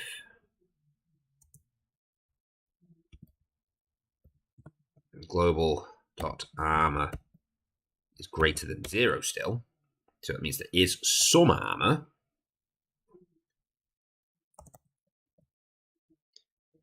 then global dot health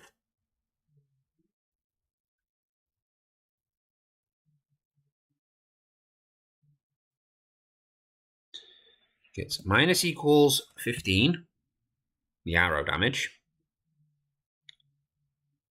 but it gets plus back on global dot armor because that's padded it. So if there's 10 armor left, then I take, I'll take 5 damage because it minus 15 off me and plus 10 back on. So I'll do that, and then global dot armor will then equal 0 because it took the blunt. Else, that should be else if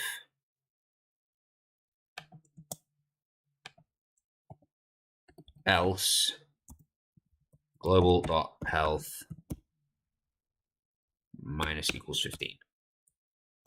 After which, instance destroy itself. Cool. So now I should take damage from arrows.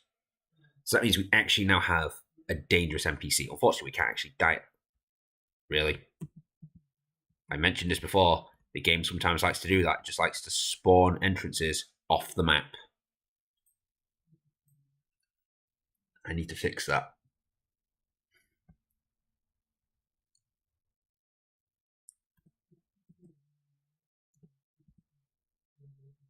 Right, let's see if we can find an archer so we can take some damage. Yep, look, our armor's going down.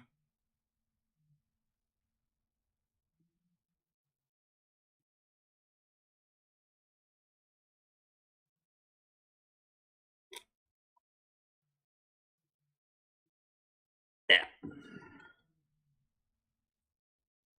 Okay, I actually want to run a debugger on that. Did the armor actually go up? I should have only taken 10 points of damage. The last arrow should have saved me from 5. So we need to pause it as soon as. So it should be 35 left. Right, that should have taken 10 points off my health. Global health. Where's global health? Where's max health? Max armor, max health. Where's global health?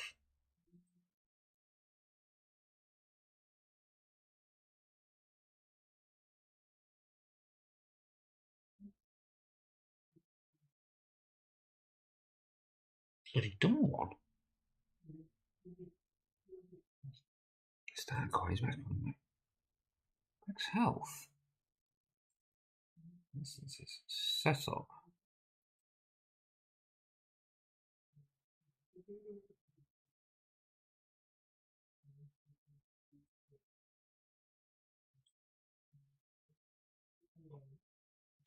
Oh, setup.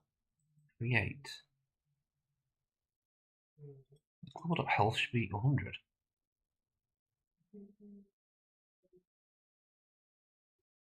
Yeah, it doesn't seem to exist.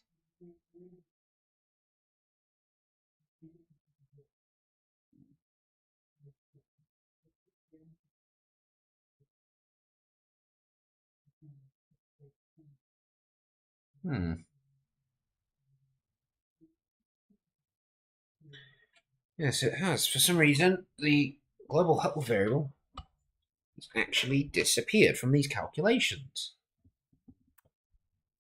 And I don't know where.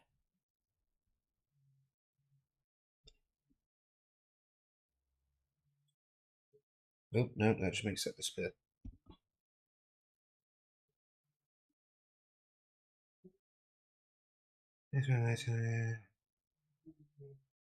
The self. No. No Archer.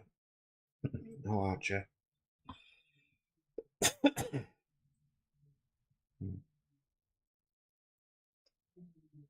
don't know where the health variable's gone.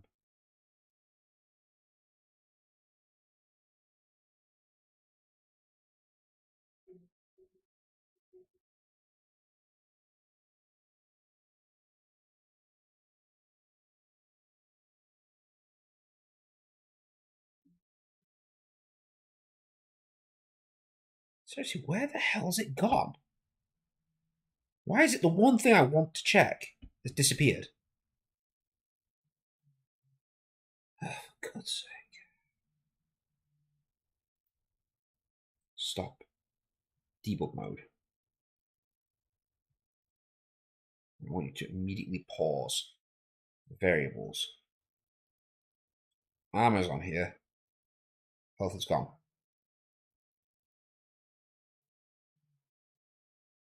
Is that just like not a thing anymore? Is global health not considered an actual fucking global anymore? What max health is?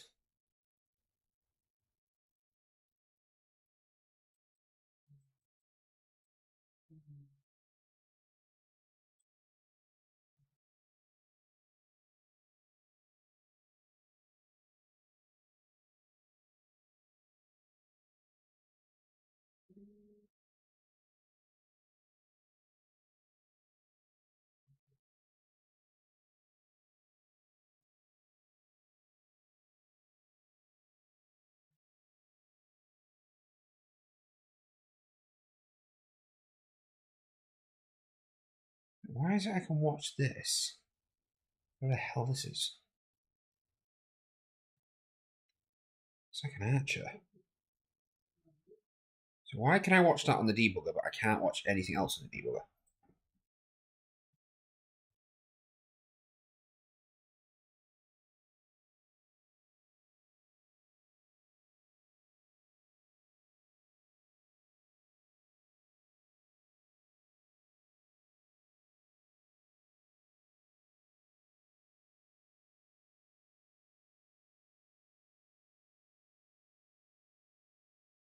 So I get annoyed with this.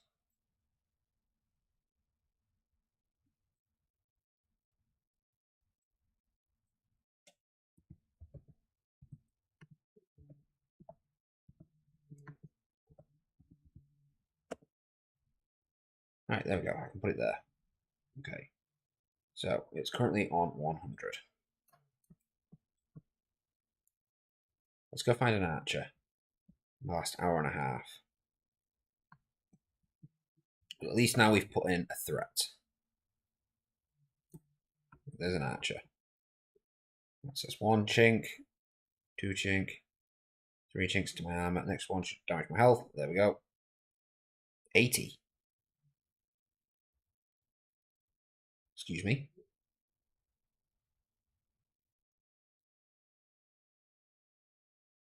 Excuse me. 80. What the hell did the 80 come from?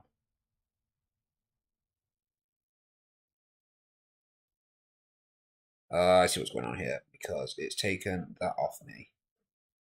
It's done that. Okay.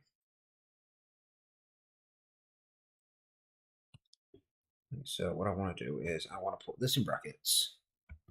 I want to minus that off there because I should have saved me from a little bit. Which is only for 5, and I saw it actually added 5 on because I have that calculated. Now we'll put this back into brackets again, which there. That should fix that. Okay, so there we go. They damage you through thingy. I'm actually going to increase this to 20, I think.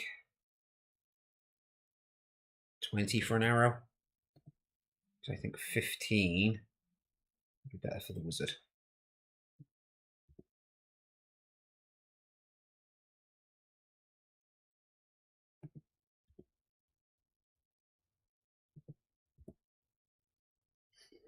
Actually, I think if it's hitting the armor, though, it should actually be reduced.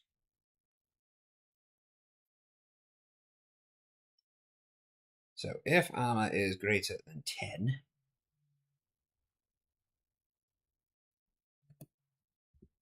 then it should only take 10 points off my armor. So armor is good against arrows. It reduces their damage by half. Yeah. And then global. If it hits my armor, that should be... Oh, I have to put this in another set of brackets. So put that in another set of brackets times 2. So basically it doubles the amount of armor, takes off the 20, and that's how much health damage I take. So it does double protection against arrows. Sorted. Okay. An hour and 20. Okay, next up. Just gonna delete them. But I have at least one shape in the thing at times.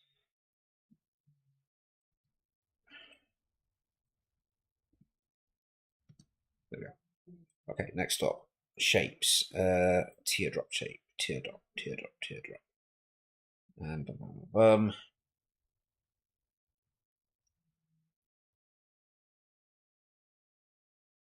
I know there's a teardrop because I've used it before.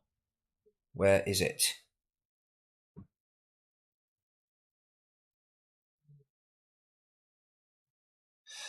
can't I find one shape after? Round, little tip. Like a heart, not quite a heart. I know it's on here. I've used it before. There it is. Told you. Okay. Alright, so first off, I need to turn it sideways. I need to keep it in shape mode because as long as it says shape, we can still manipulate it. Right, so what I want is to do that, apply.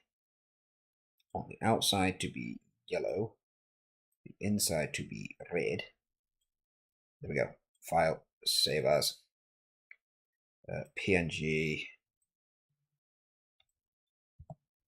magic.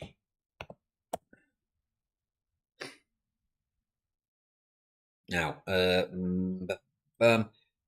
this needs to now be inserted into sprites, characters, insert, create object, create sprite underscore magic. And I need to import that magic bolt. Yes, this is what the wizard's going to be. That's not square.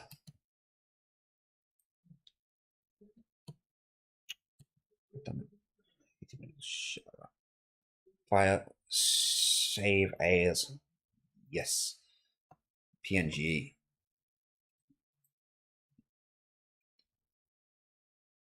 Where'd that magic bolt go? There it is. Yes. Okay. Right, now re-import it. It's square. Cool. Next up. This is going to be very similar to the arrow, so I'm just going to duplicate the arrow. This time it's going to be called magic.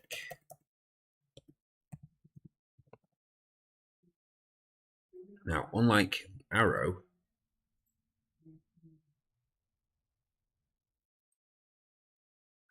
this has got a slight different thing.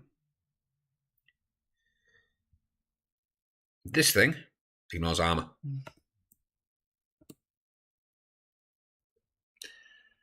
Doesn't matter what it is you're wearing, it ignores your armor. However, this will only do 10 points of damage.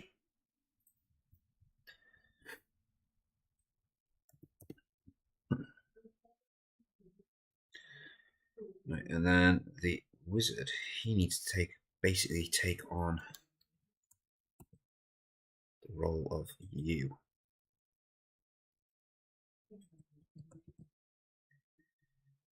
And anything new from in here, Control C, Control Wizard, Control A, Control V. There we go. Right, it's the exact same spell, but now you're creating magic. And it's going to go towards the player, flying towards the player. Oh, and your reload time is going to be 2.5 seconds.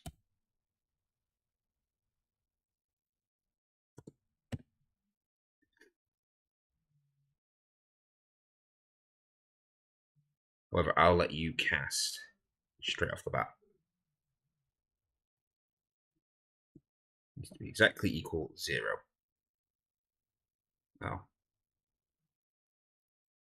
Right, so it needs to be able to cast it immediately.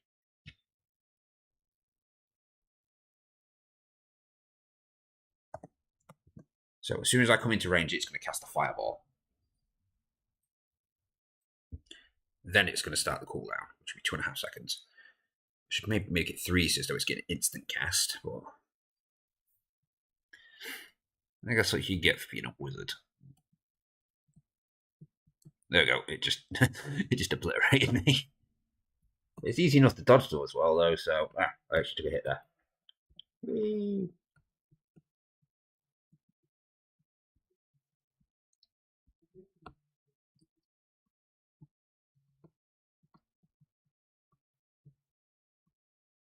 I'm actually going to increase the archer's range, so he has to wait to fire. So your range is now going up to 800.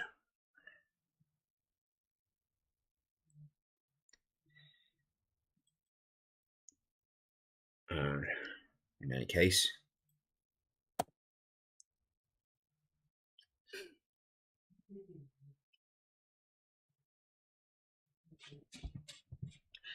how do I do it so if it collides with a wall?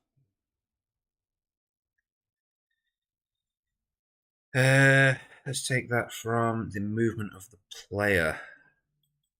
So it can't keep going through walls. Oh, desperately run out of time here. Oh, we also need to put pauses on. Fuck. I forgot about that. The pause menu doesn't work properly on anything. If instance exists.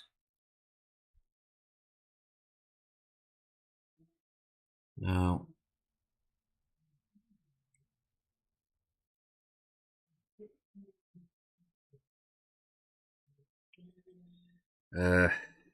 If. Why am I not typing? If instance place. If there is a X, Y,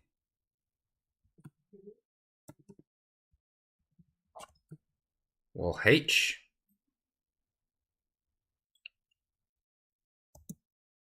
or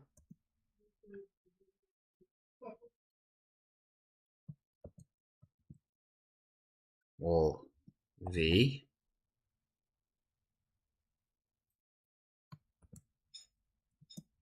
or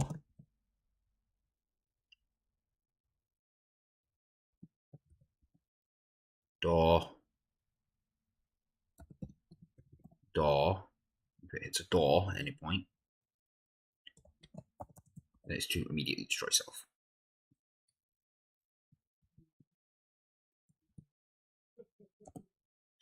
That's the same with the fireball as well, right?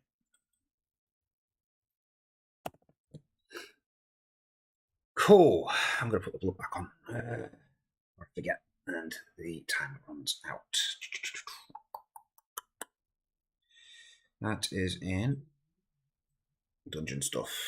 Dungeon controller. Step event. Run.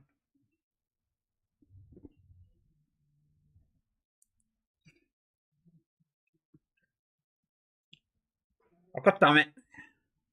Just doesn't fix that.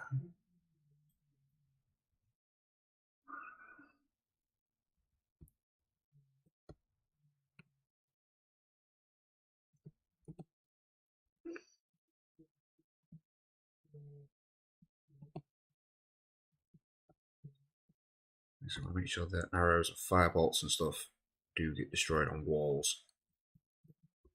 Yes. I didn't. Not a fireball hit me. Yeah, they do. Jesus, he's got some bloody range.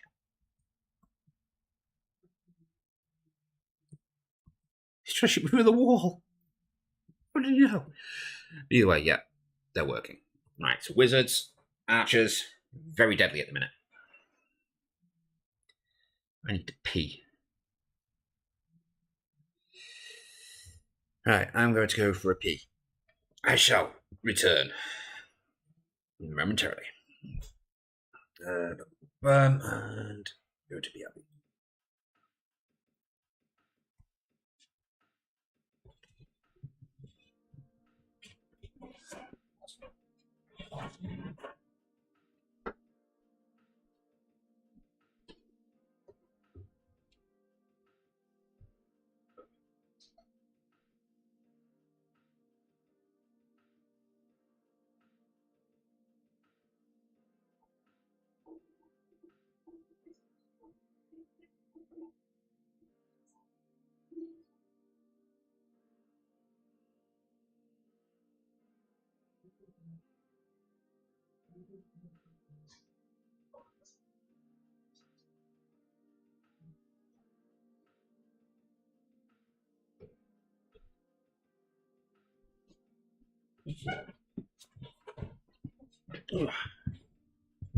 Right there, I am back.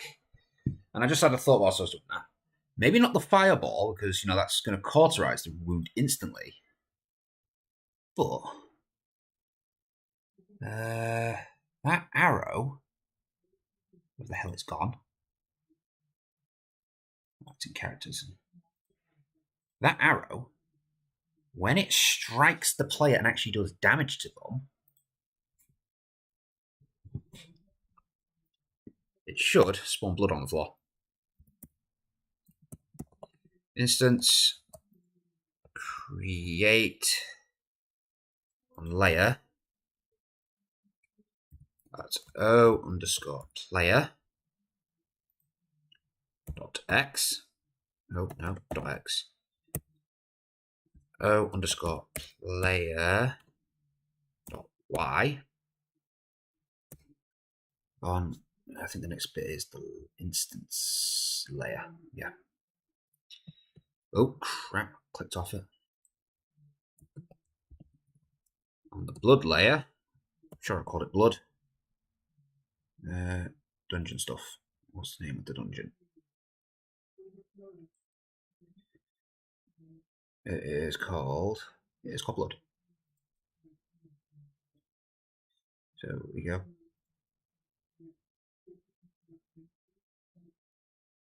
Oh yeah, definitely a fan of the blood. Yeah, more splat from the damage reminds me of Splatterhouse. Yeah. I say, well, you got to clean up your own blood. And I will be putting it so when you get to the point where you bonk other people with your mop, it makes them bleed as well. So blood, and it's going to create. Is it just O blood? O blood. It creates 1 times blood. Also, it needs to go.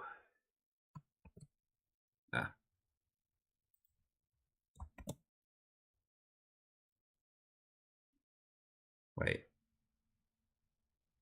Oh wait, it doesn't need instance destroyed no matter what. I'll put that there so it always destroys itself. Okay.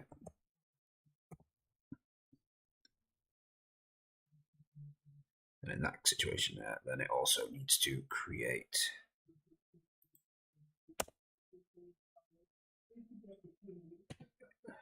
some blood. Right, let's give that a quick test. We've got just under an hour, well, just over an hour left. He's still trying to mop things as he runs over them. I just wish that was something we could have done. We could have got sounds in this, but I don't. Oh crap! We got hit by a fireball. I was looking for an archer, not a bloody wizard. You and your bloody piercing damage. No dampening.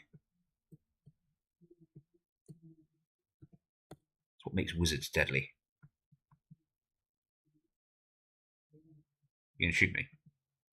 Alright, it didn't create any blood. What the hell?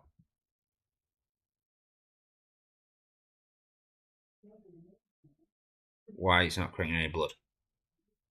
What the hell's going on? This is layer create O player X, O player Y. On this layer called blood, it is called blood. I want you to create the blood thing.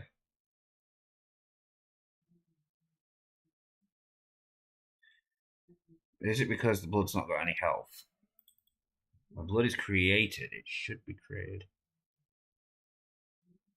It's hell.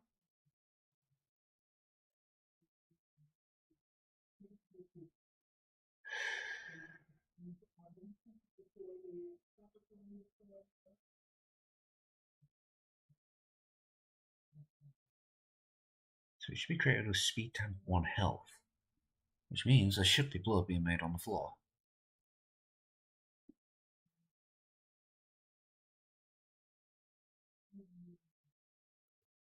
Hmm.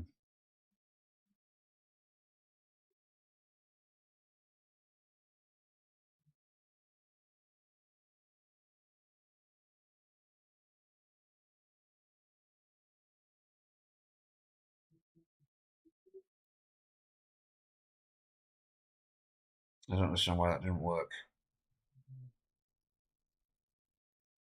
Should have worked.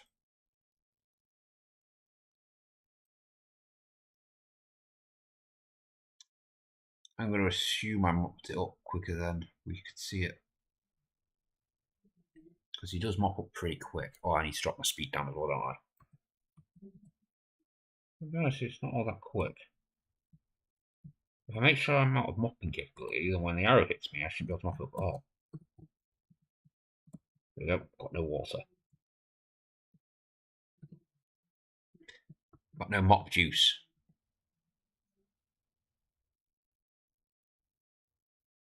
Huh. His arrows aren't even damaging me. Oh no, they're damaging my arm. Oh, there it goes.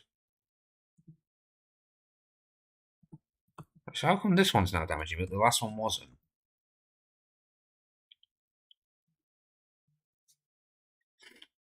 Right. So in this situation, set up top bar. No, it'll be in setups. Step. If global dot health is less than or equal to 0, to accept.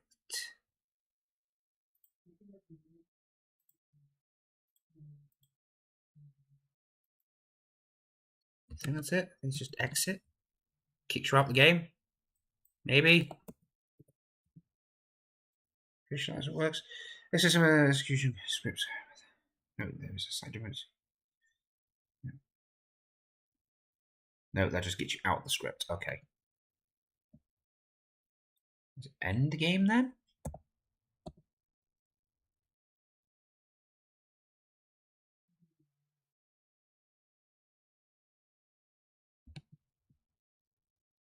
Close game, end. This is just the keyword begins. No, it's not that. Close.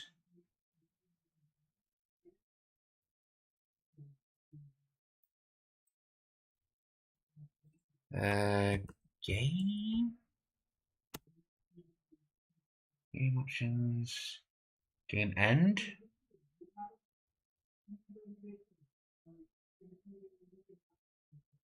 No, it's not that. Then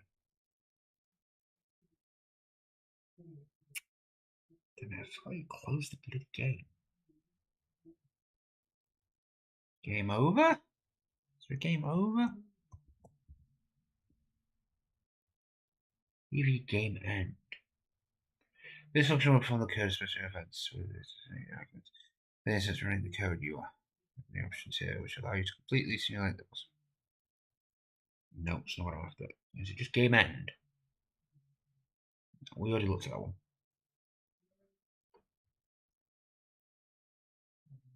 It's the game and triggers the game end event. It's just game end.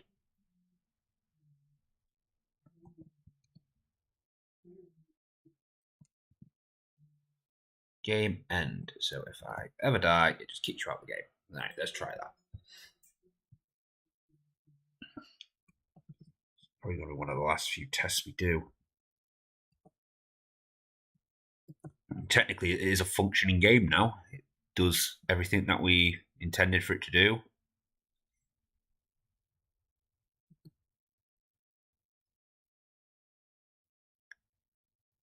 The arrows are hitting me again. Oh, there we go. Yeah, and it kicks you out. Right, so sometimes the arrows just don't hit you. Cool.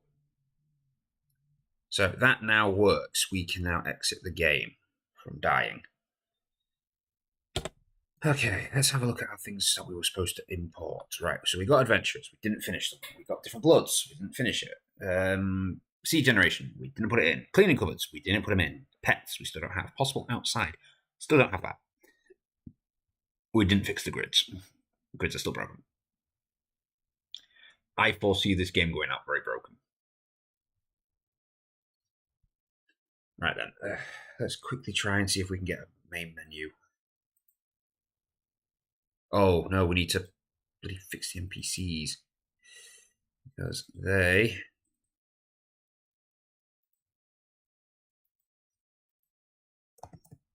will carry on trying to do things once the game's paused.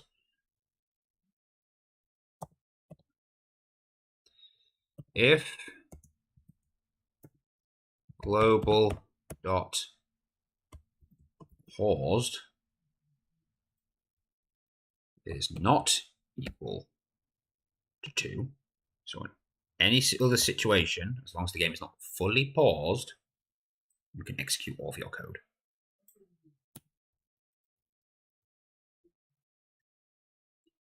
Right. Well,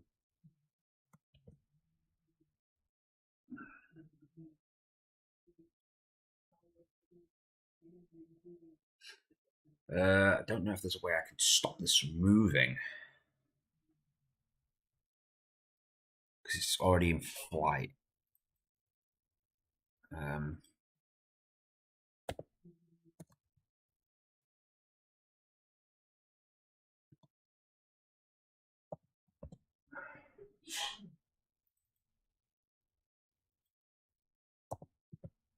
Right, so let's just get everybody to have a pause menu currently. Well, not a pause menu, a pause reference. So that way, if I ever have to pause the game, or anybody pauses the game, should I say, the game actually pauses.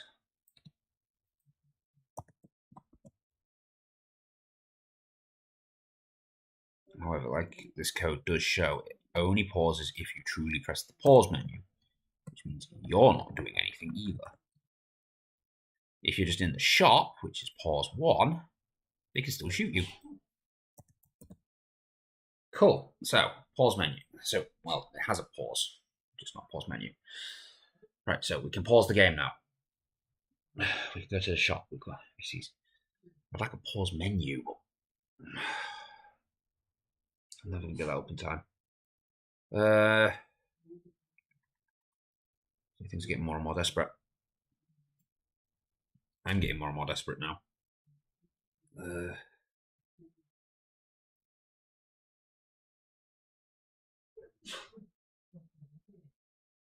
Why is everything being weird on my phone again?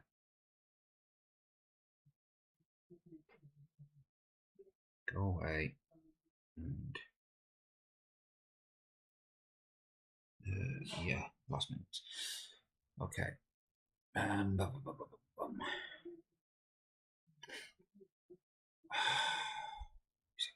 I'm losing touch with what I'm doing. So let's just clear my workspace again. Let's get a brand new workspace on the go. Let's try again. Let's try and get some other features in the last bit of time we have left. Right, so let's create a new group. Let's try and create a main menu. I don't think I'm going to get time to do this.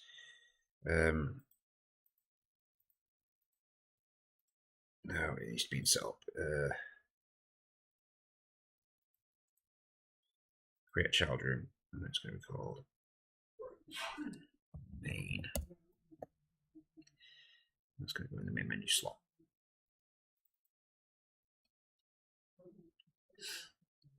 No, why did it not inherit all your stuff? You should have inherited things. Inherit. Inherit. Inherit. Enable. Visible. Inherit.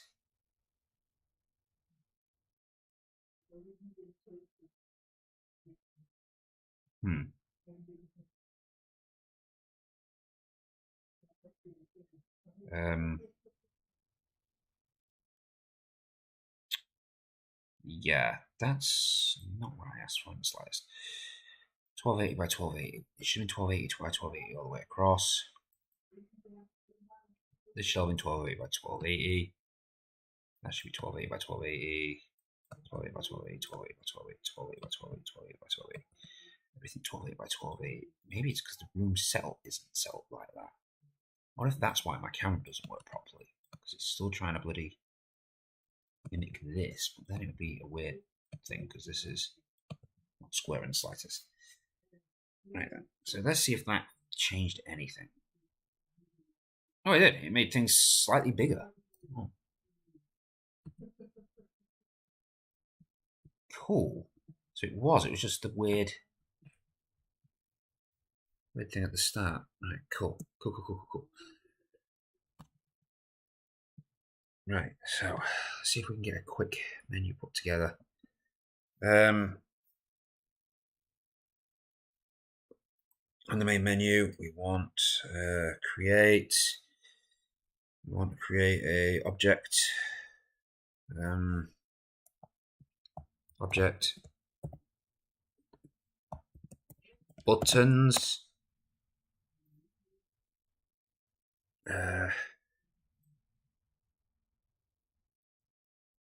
We're going to give them definitions. I'm trying to do parents of now. Name. Default. Should be just space. Should be a string.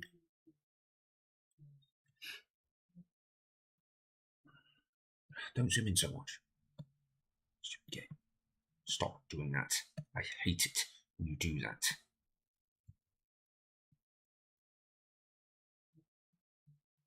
What? What is this?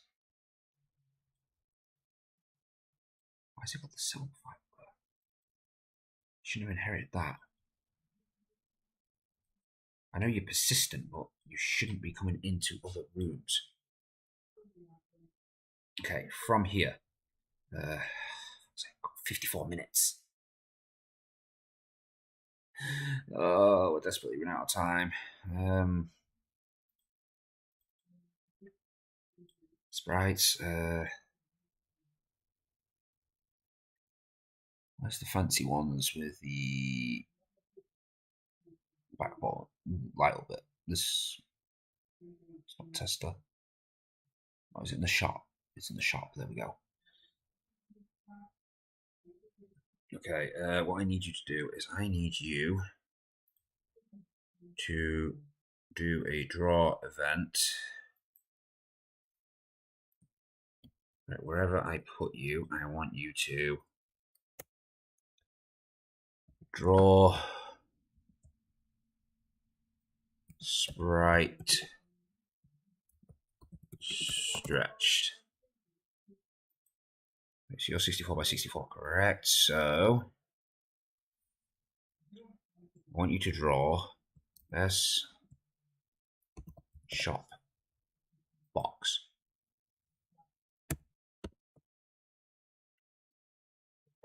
Jesus. Alright, I also want you to do image speed to equal 0, so you don't keep flicking back and forth.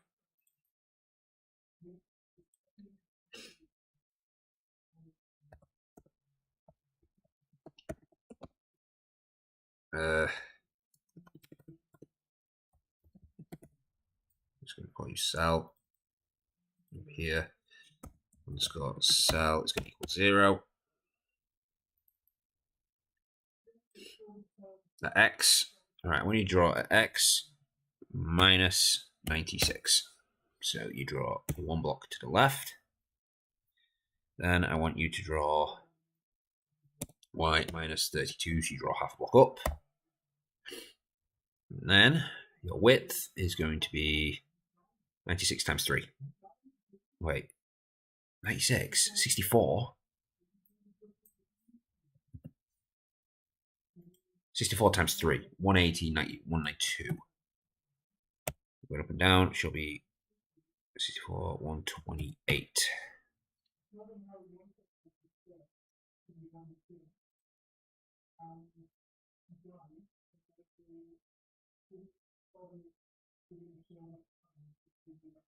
Oh god, I actually need to make it a bit bigger. I actually need to make that 256 wide.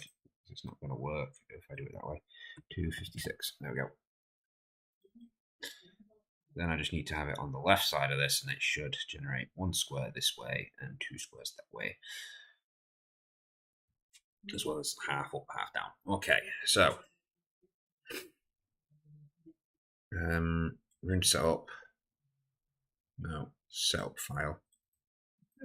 Open the setup file, please. I'm running out of time. I don't have fucking time for this. Right, create. Once you, I want you to go to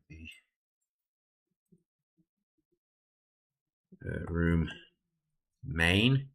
I'm just going to keep my eye on the clock. As long as I can get it back, if this doesn't work, we'll be fine. Okay, cool.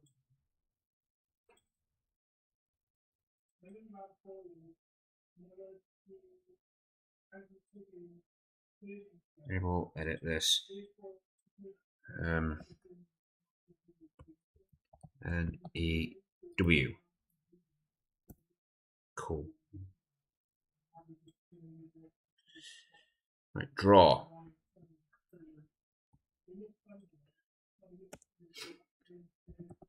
Draw underscore text string.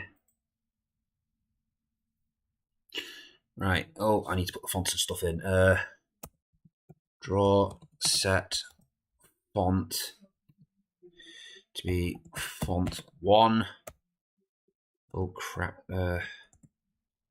Draw set H alignment, horizontal alignment, not vertical, horizontal. Needs to be center, face center, that's it. Right, draw text. I want you to draw the text at plus 64. Oh, x plus 64. Y should be fine. String is string.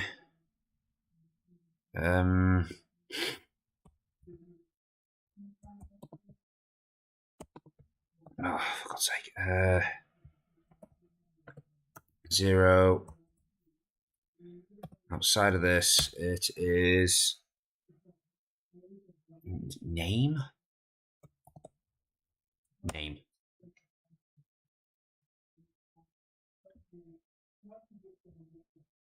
Right, so that should say new on it now.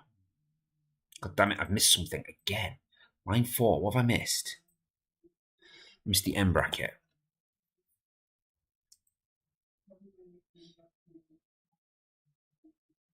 New. Cool. Right, so button. Create event, step. I'm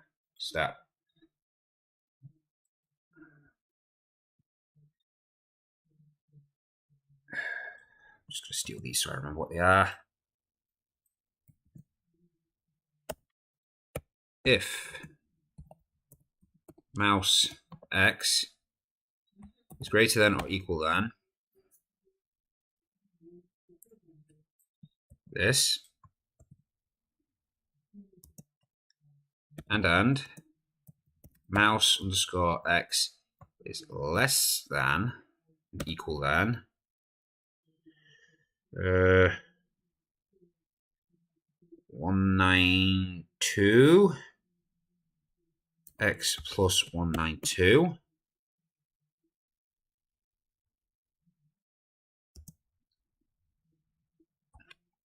and mouse underscore y, loads of time, I don't know why I'm panicking, is greater than or equal than y minus 32. Oh, I forgot the space between the and the mouse. Doesn't really matter, but I like to keep consistency. Mouse y. Oh no. Mouse y needs to be less than or equal than y plus 128 minus 32 is 36, 96. 96.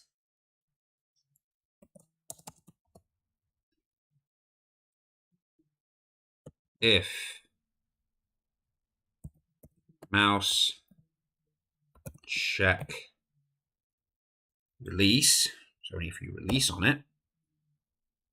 Oh wait, left.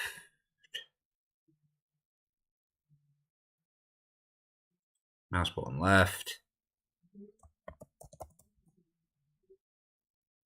Room. Go to index. Room. Dungeon. Oh, actually, it's. Oh no, something's broken. Oh, because it's just junk there. That was just so I can remember numbers. Back, sorry, had an update pending hit now and it restarted anyway. Well, I've done it. I've got a main menu. Technically, it works. So we've got a main menu. Blood works. We get hit by archers. So this is going better. We've actually got stuff. I'm panicking slightly. I've only got 45 minutes roughly, but we have a new button. Oh, nice. Well done. Thank you.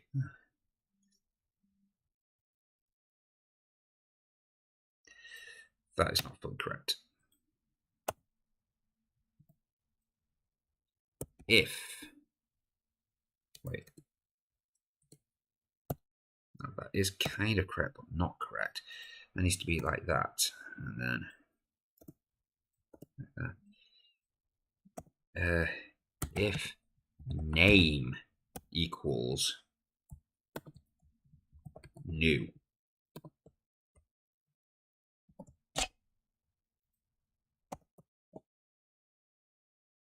So that way it only does it on the new button. If you do it on a different button, it won't do it. So that way I can share buttons.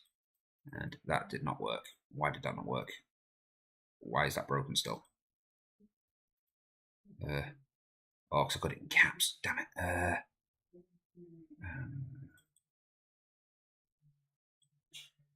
didn't realize that was all in caps. Right, try it again. Hopefully that now fixes that button. Yes. Cool. So we have a main menu, technically. Technically, it's the best kind of correct. Okay. Next one, I want to put another button in. I'm going to put one in down at the bottom. this one's variable is going to be exit. I'll close.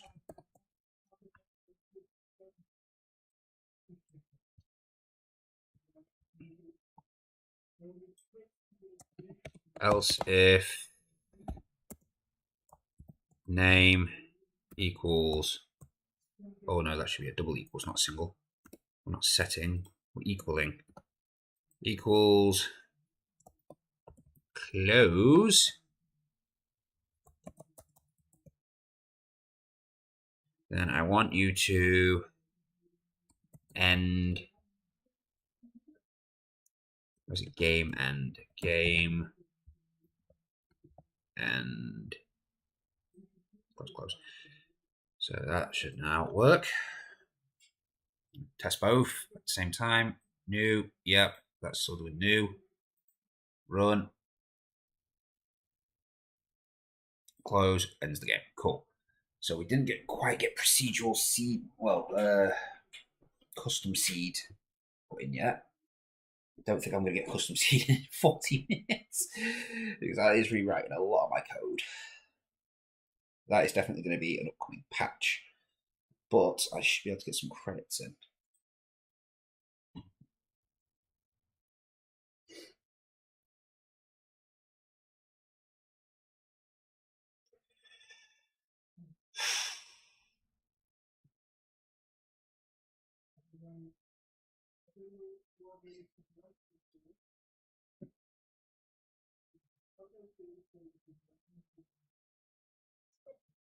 How can I make the credits work?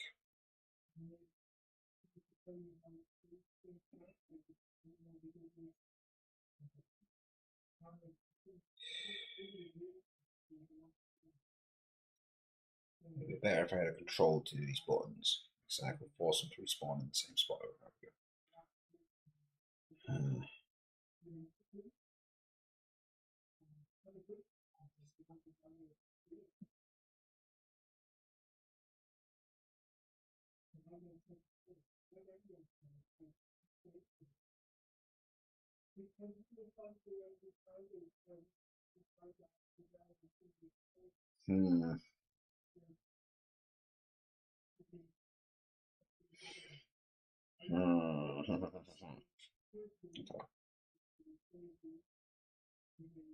So I want to create a new object. My eyes are starting to get really blurry now.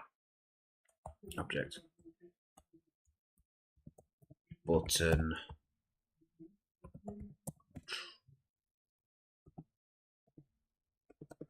CTR. There we go. Button control. Right. When you are created, your whole purpose is create instance. Oh, it's the other way around. I always do that. Instance create on layer.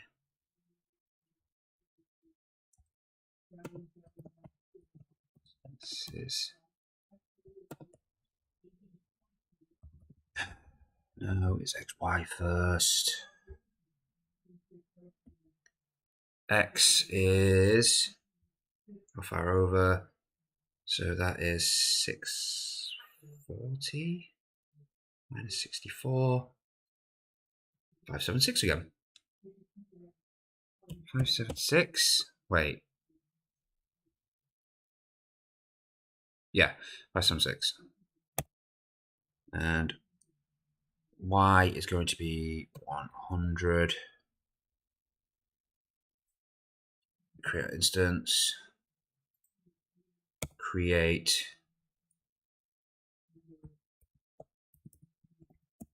object. Oh, fuck the underscore. Button. Now here's the thing. I actually want to give this a width.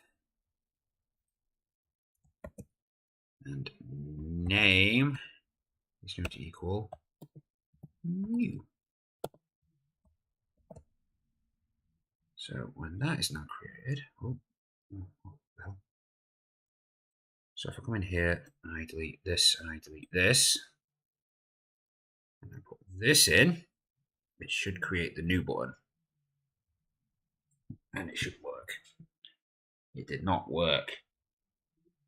I was not sick for reading it. Wait, what?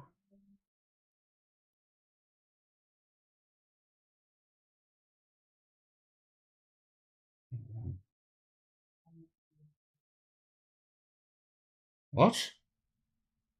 Oh, let's see what I've done. I know I've done.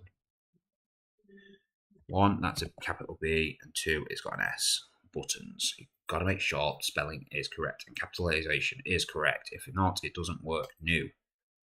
Perfect. Second, I want you to create another button further down.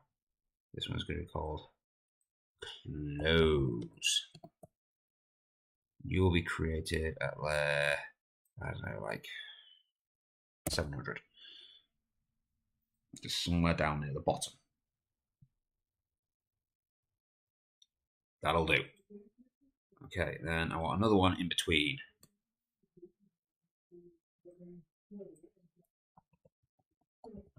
Credit. Which I'm going to put on like 400, so it's 300 plus 300, yeah. Credit should do nothing. Close should end the game. Cool.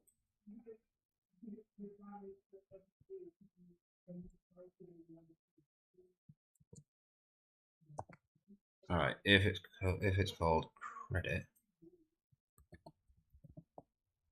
25 minutes. If it's called credit, I don't want it to end game. I want you to destroy instance. No, not instance. Destroy instance of object underscore buttons. And I want you to also destroy the controller. So everything on the menu should be destroyed if you click the credit button. It did not. Can't find specified layer. Layer destroys. What?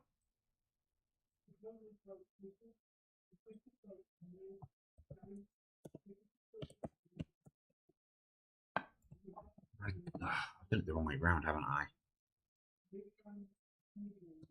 I did do it the wrong way around. And I added layer for some reason. There we go, that deletes all that. 25 minutes. Okay, so next we want to create a new object. I'm just going to call this object underscore credit.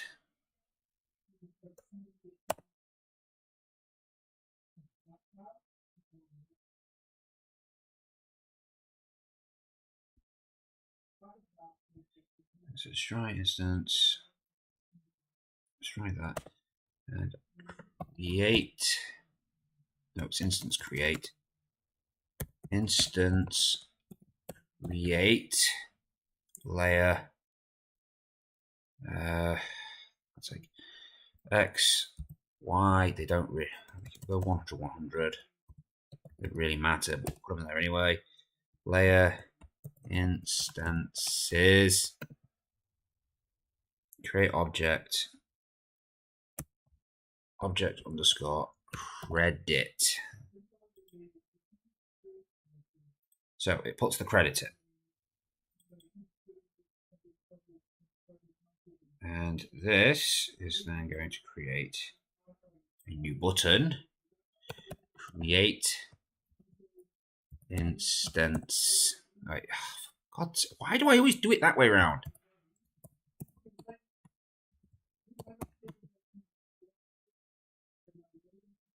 Keep checking over there, making sure I'm reading everything. Great. Oh, not depth.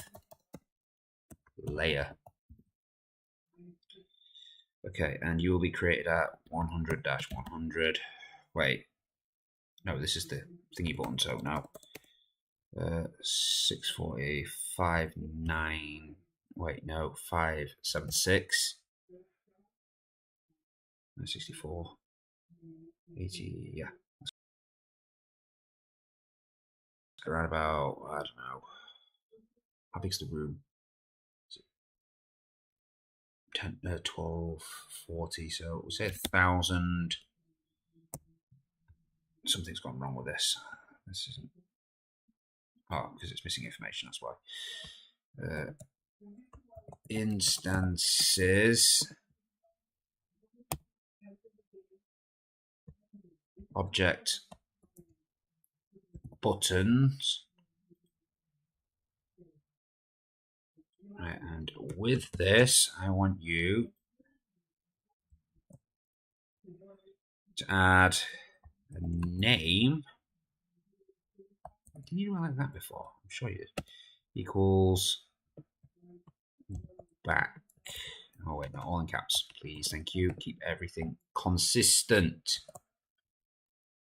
Create the back one.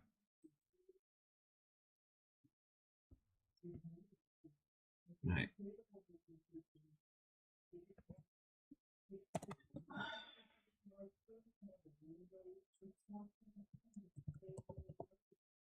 Right, create the back button. This will destroy regular buttons.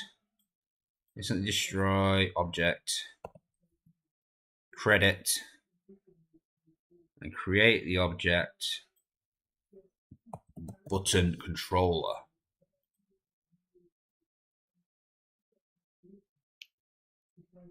So that should now give me the looping thing there. So I can go from here to here to here to here. Cool.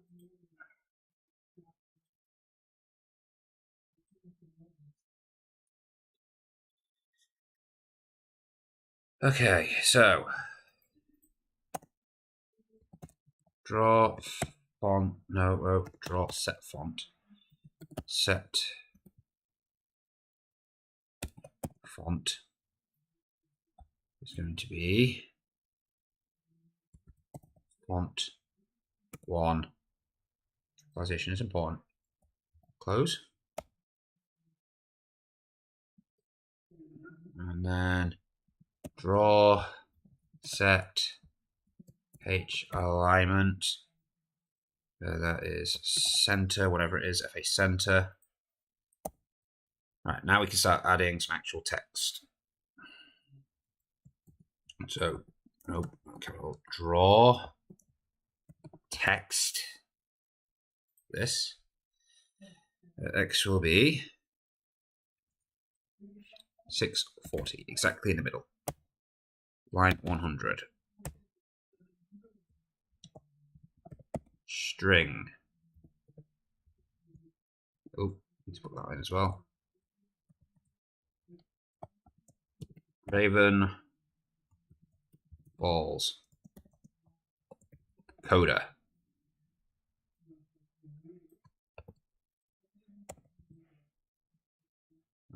Programmer. Programmer. Out of time. Art. So did all the art. Let's see. I need to get some of the other people in. Let's actually put ideas in. So we've got Sergeant Badshot. Where's my credit one gone? There it is.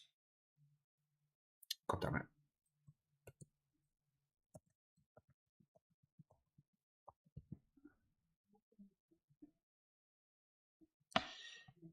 Sergeant Badshot.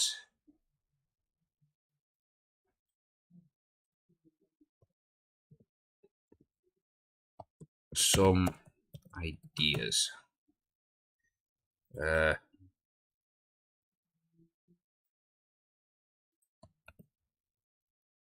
This guy, he assisted with some general coding. Well, it wasn't general coding, he looked over my code.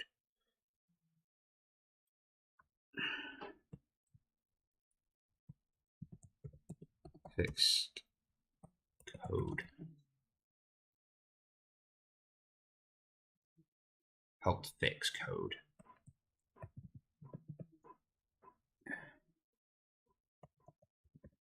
Helped fix the code. No. Open that.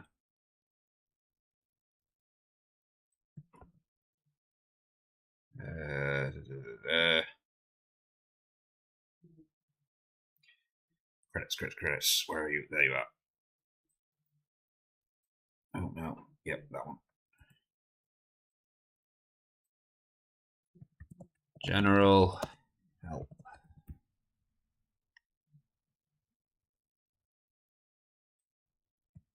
Cat Mojo.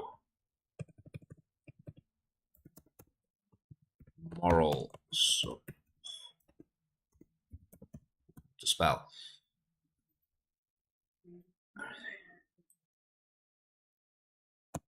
Braxton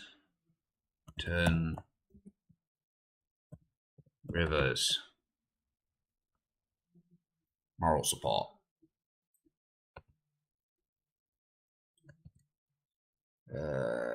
Anybody else who was quite a bit speaking to me? No, mostly just Braxton Rivers.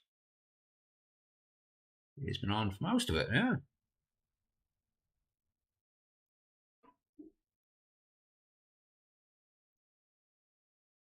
I'm sure there's been others which I've missed. You did. You spoke to me. You kept me sane all night. Moral support. Right, and we need to make sure all these are on separate lines. Authorize it's going to Berg. 2, 3, 4, 5, 6, 7. Eventually, I'll have them all start scrolling up the page, but right now, I don't need that. I just need to make sure they're on the page. Damn it! What broke? Object string not set before reading. Create line 4, Ravenfall's program. What do you mean? Did not set.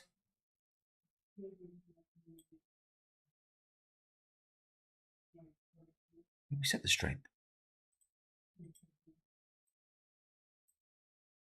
Why is it because I put capitals? Because I put capital S.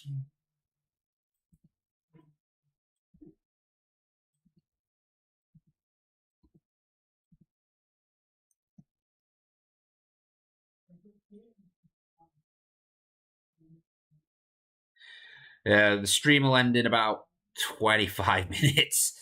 I'm just trying to wrap up anything I can now and getting all these little details I should have been getting done. Why didn't that work? Why didn't the credits? What? You should have brought credits up. Why did it not bring the credits up?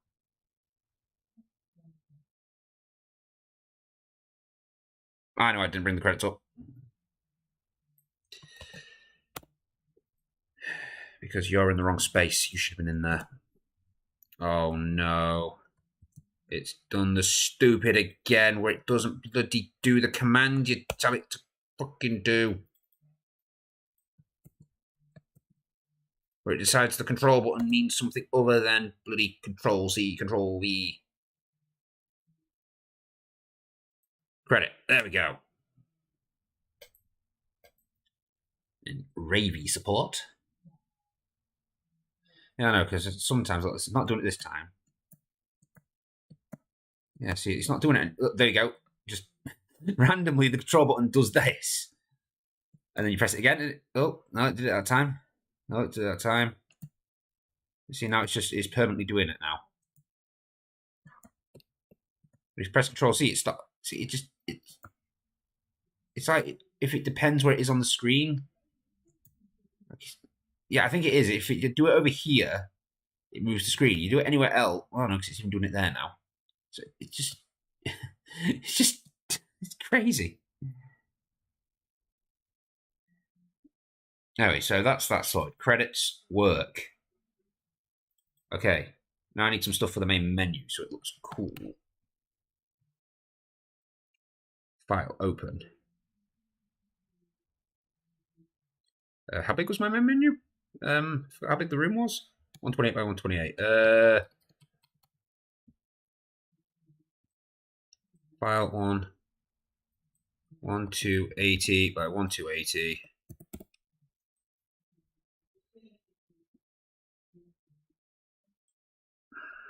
So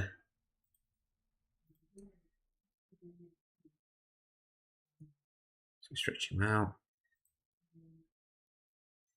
It seems like near enough every kind of coding software just has like quirks. Coding just doesn't seem to work most of the time. Right, so what I want to do from that is I also want to bring them in. I want to like do a pinch, transform.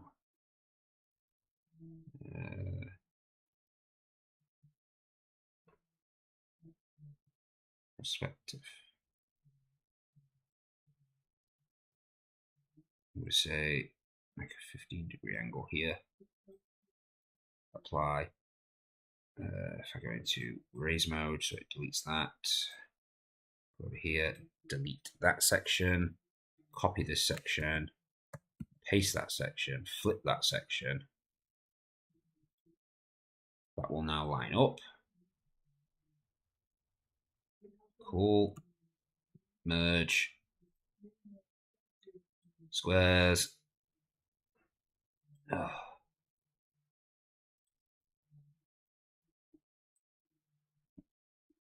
Up and across to there. That should work that corner.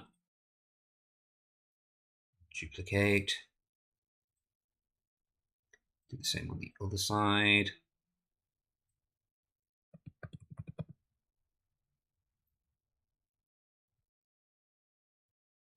It looks like it needs to come over one more pixel.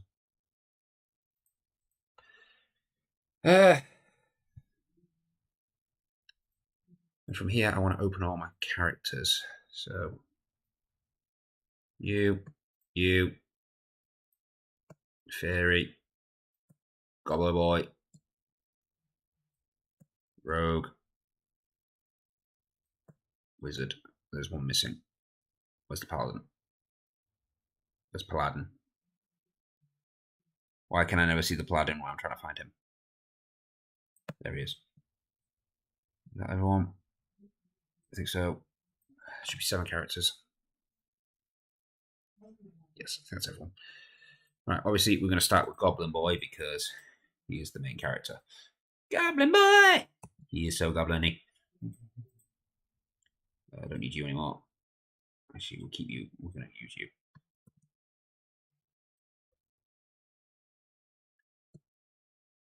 Oh, God. Oh, where's his mop? I need to get his mop. I've got 20 minutes to try and get a background.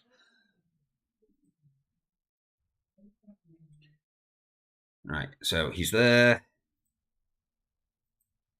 He's crying. Oh, for God's sake, don't do that. Please don't do this now. Don't do this to me.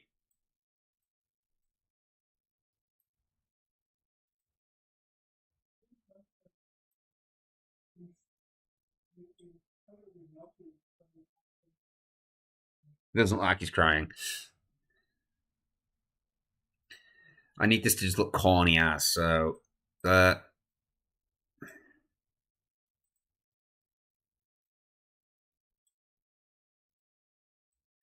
Nice. Oh, weird, the fairy open. Blood splat. I'm going to actually save that as PNG so I can edit it later. Not PNG, PDF, PSD, should I say? Right, fairy. Control C. We don't need the fairy anymore.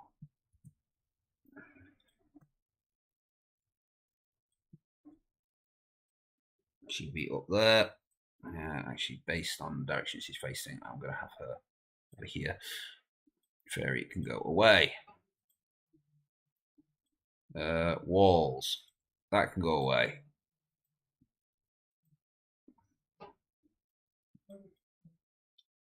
Archer. I'm slowly running out of time.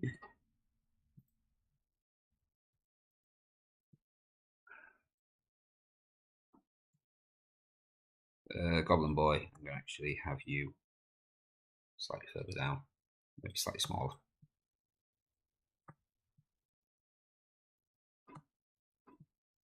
Because you are just the Goblin Boy.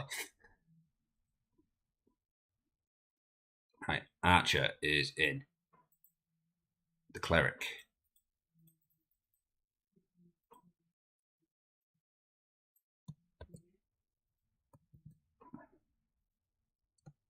In comparison to him, she is smaller. Yeah, I'm going to put her there. I'm going to put the Archer further forward.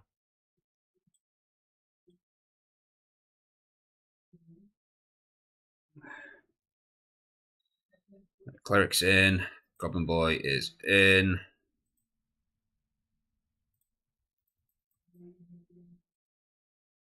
Paladin. These graphics are amazing.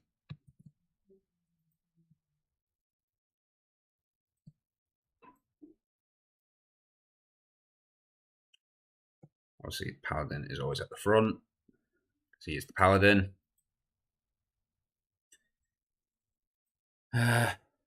Wizard.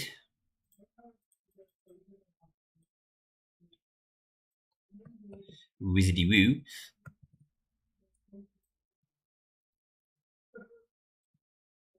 Goes back here somewhere. Further back in the picture.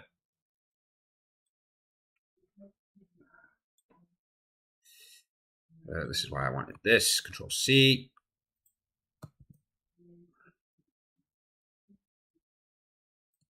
That's. Did I tell you to bring in another wizard? Or did I say, oh, thank you? Did I say bring in the fireball? I believe I said bring in the fireball. And you brought in the wizard again. Do you have something against the fireball? You seem to have something against my fireball. And it just deleted the wizard. Why did you delete? Why are you deleting the wizard? The hell's going on? The hell? Right, just copy that. Paste it in. There we go. Was that so hard?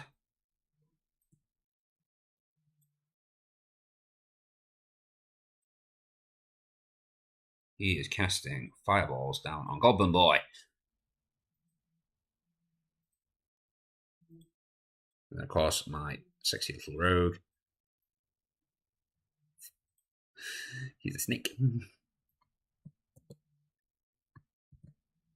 There's you.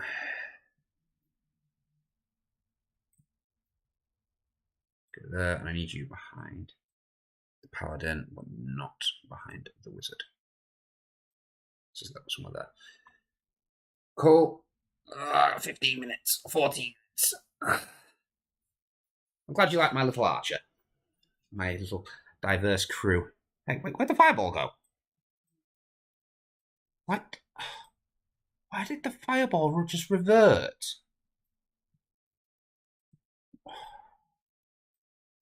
Cheers, Photoshop.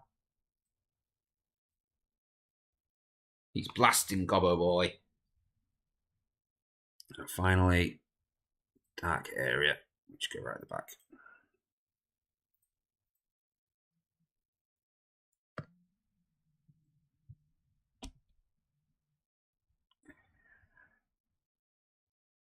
File, save as. PNG. Backing. Background. Art. How quick I put this together. Sprites. Where's the sprites folder?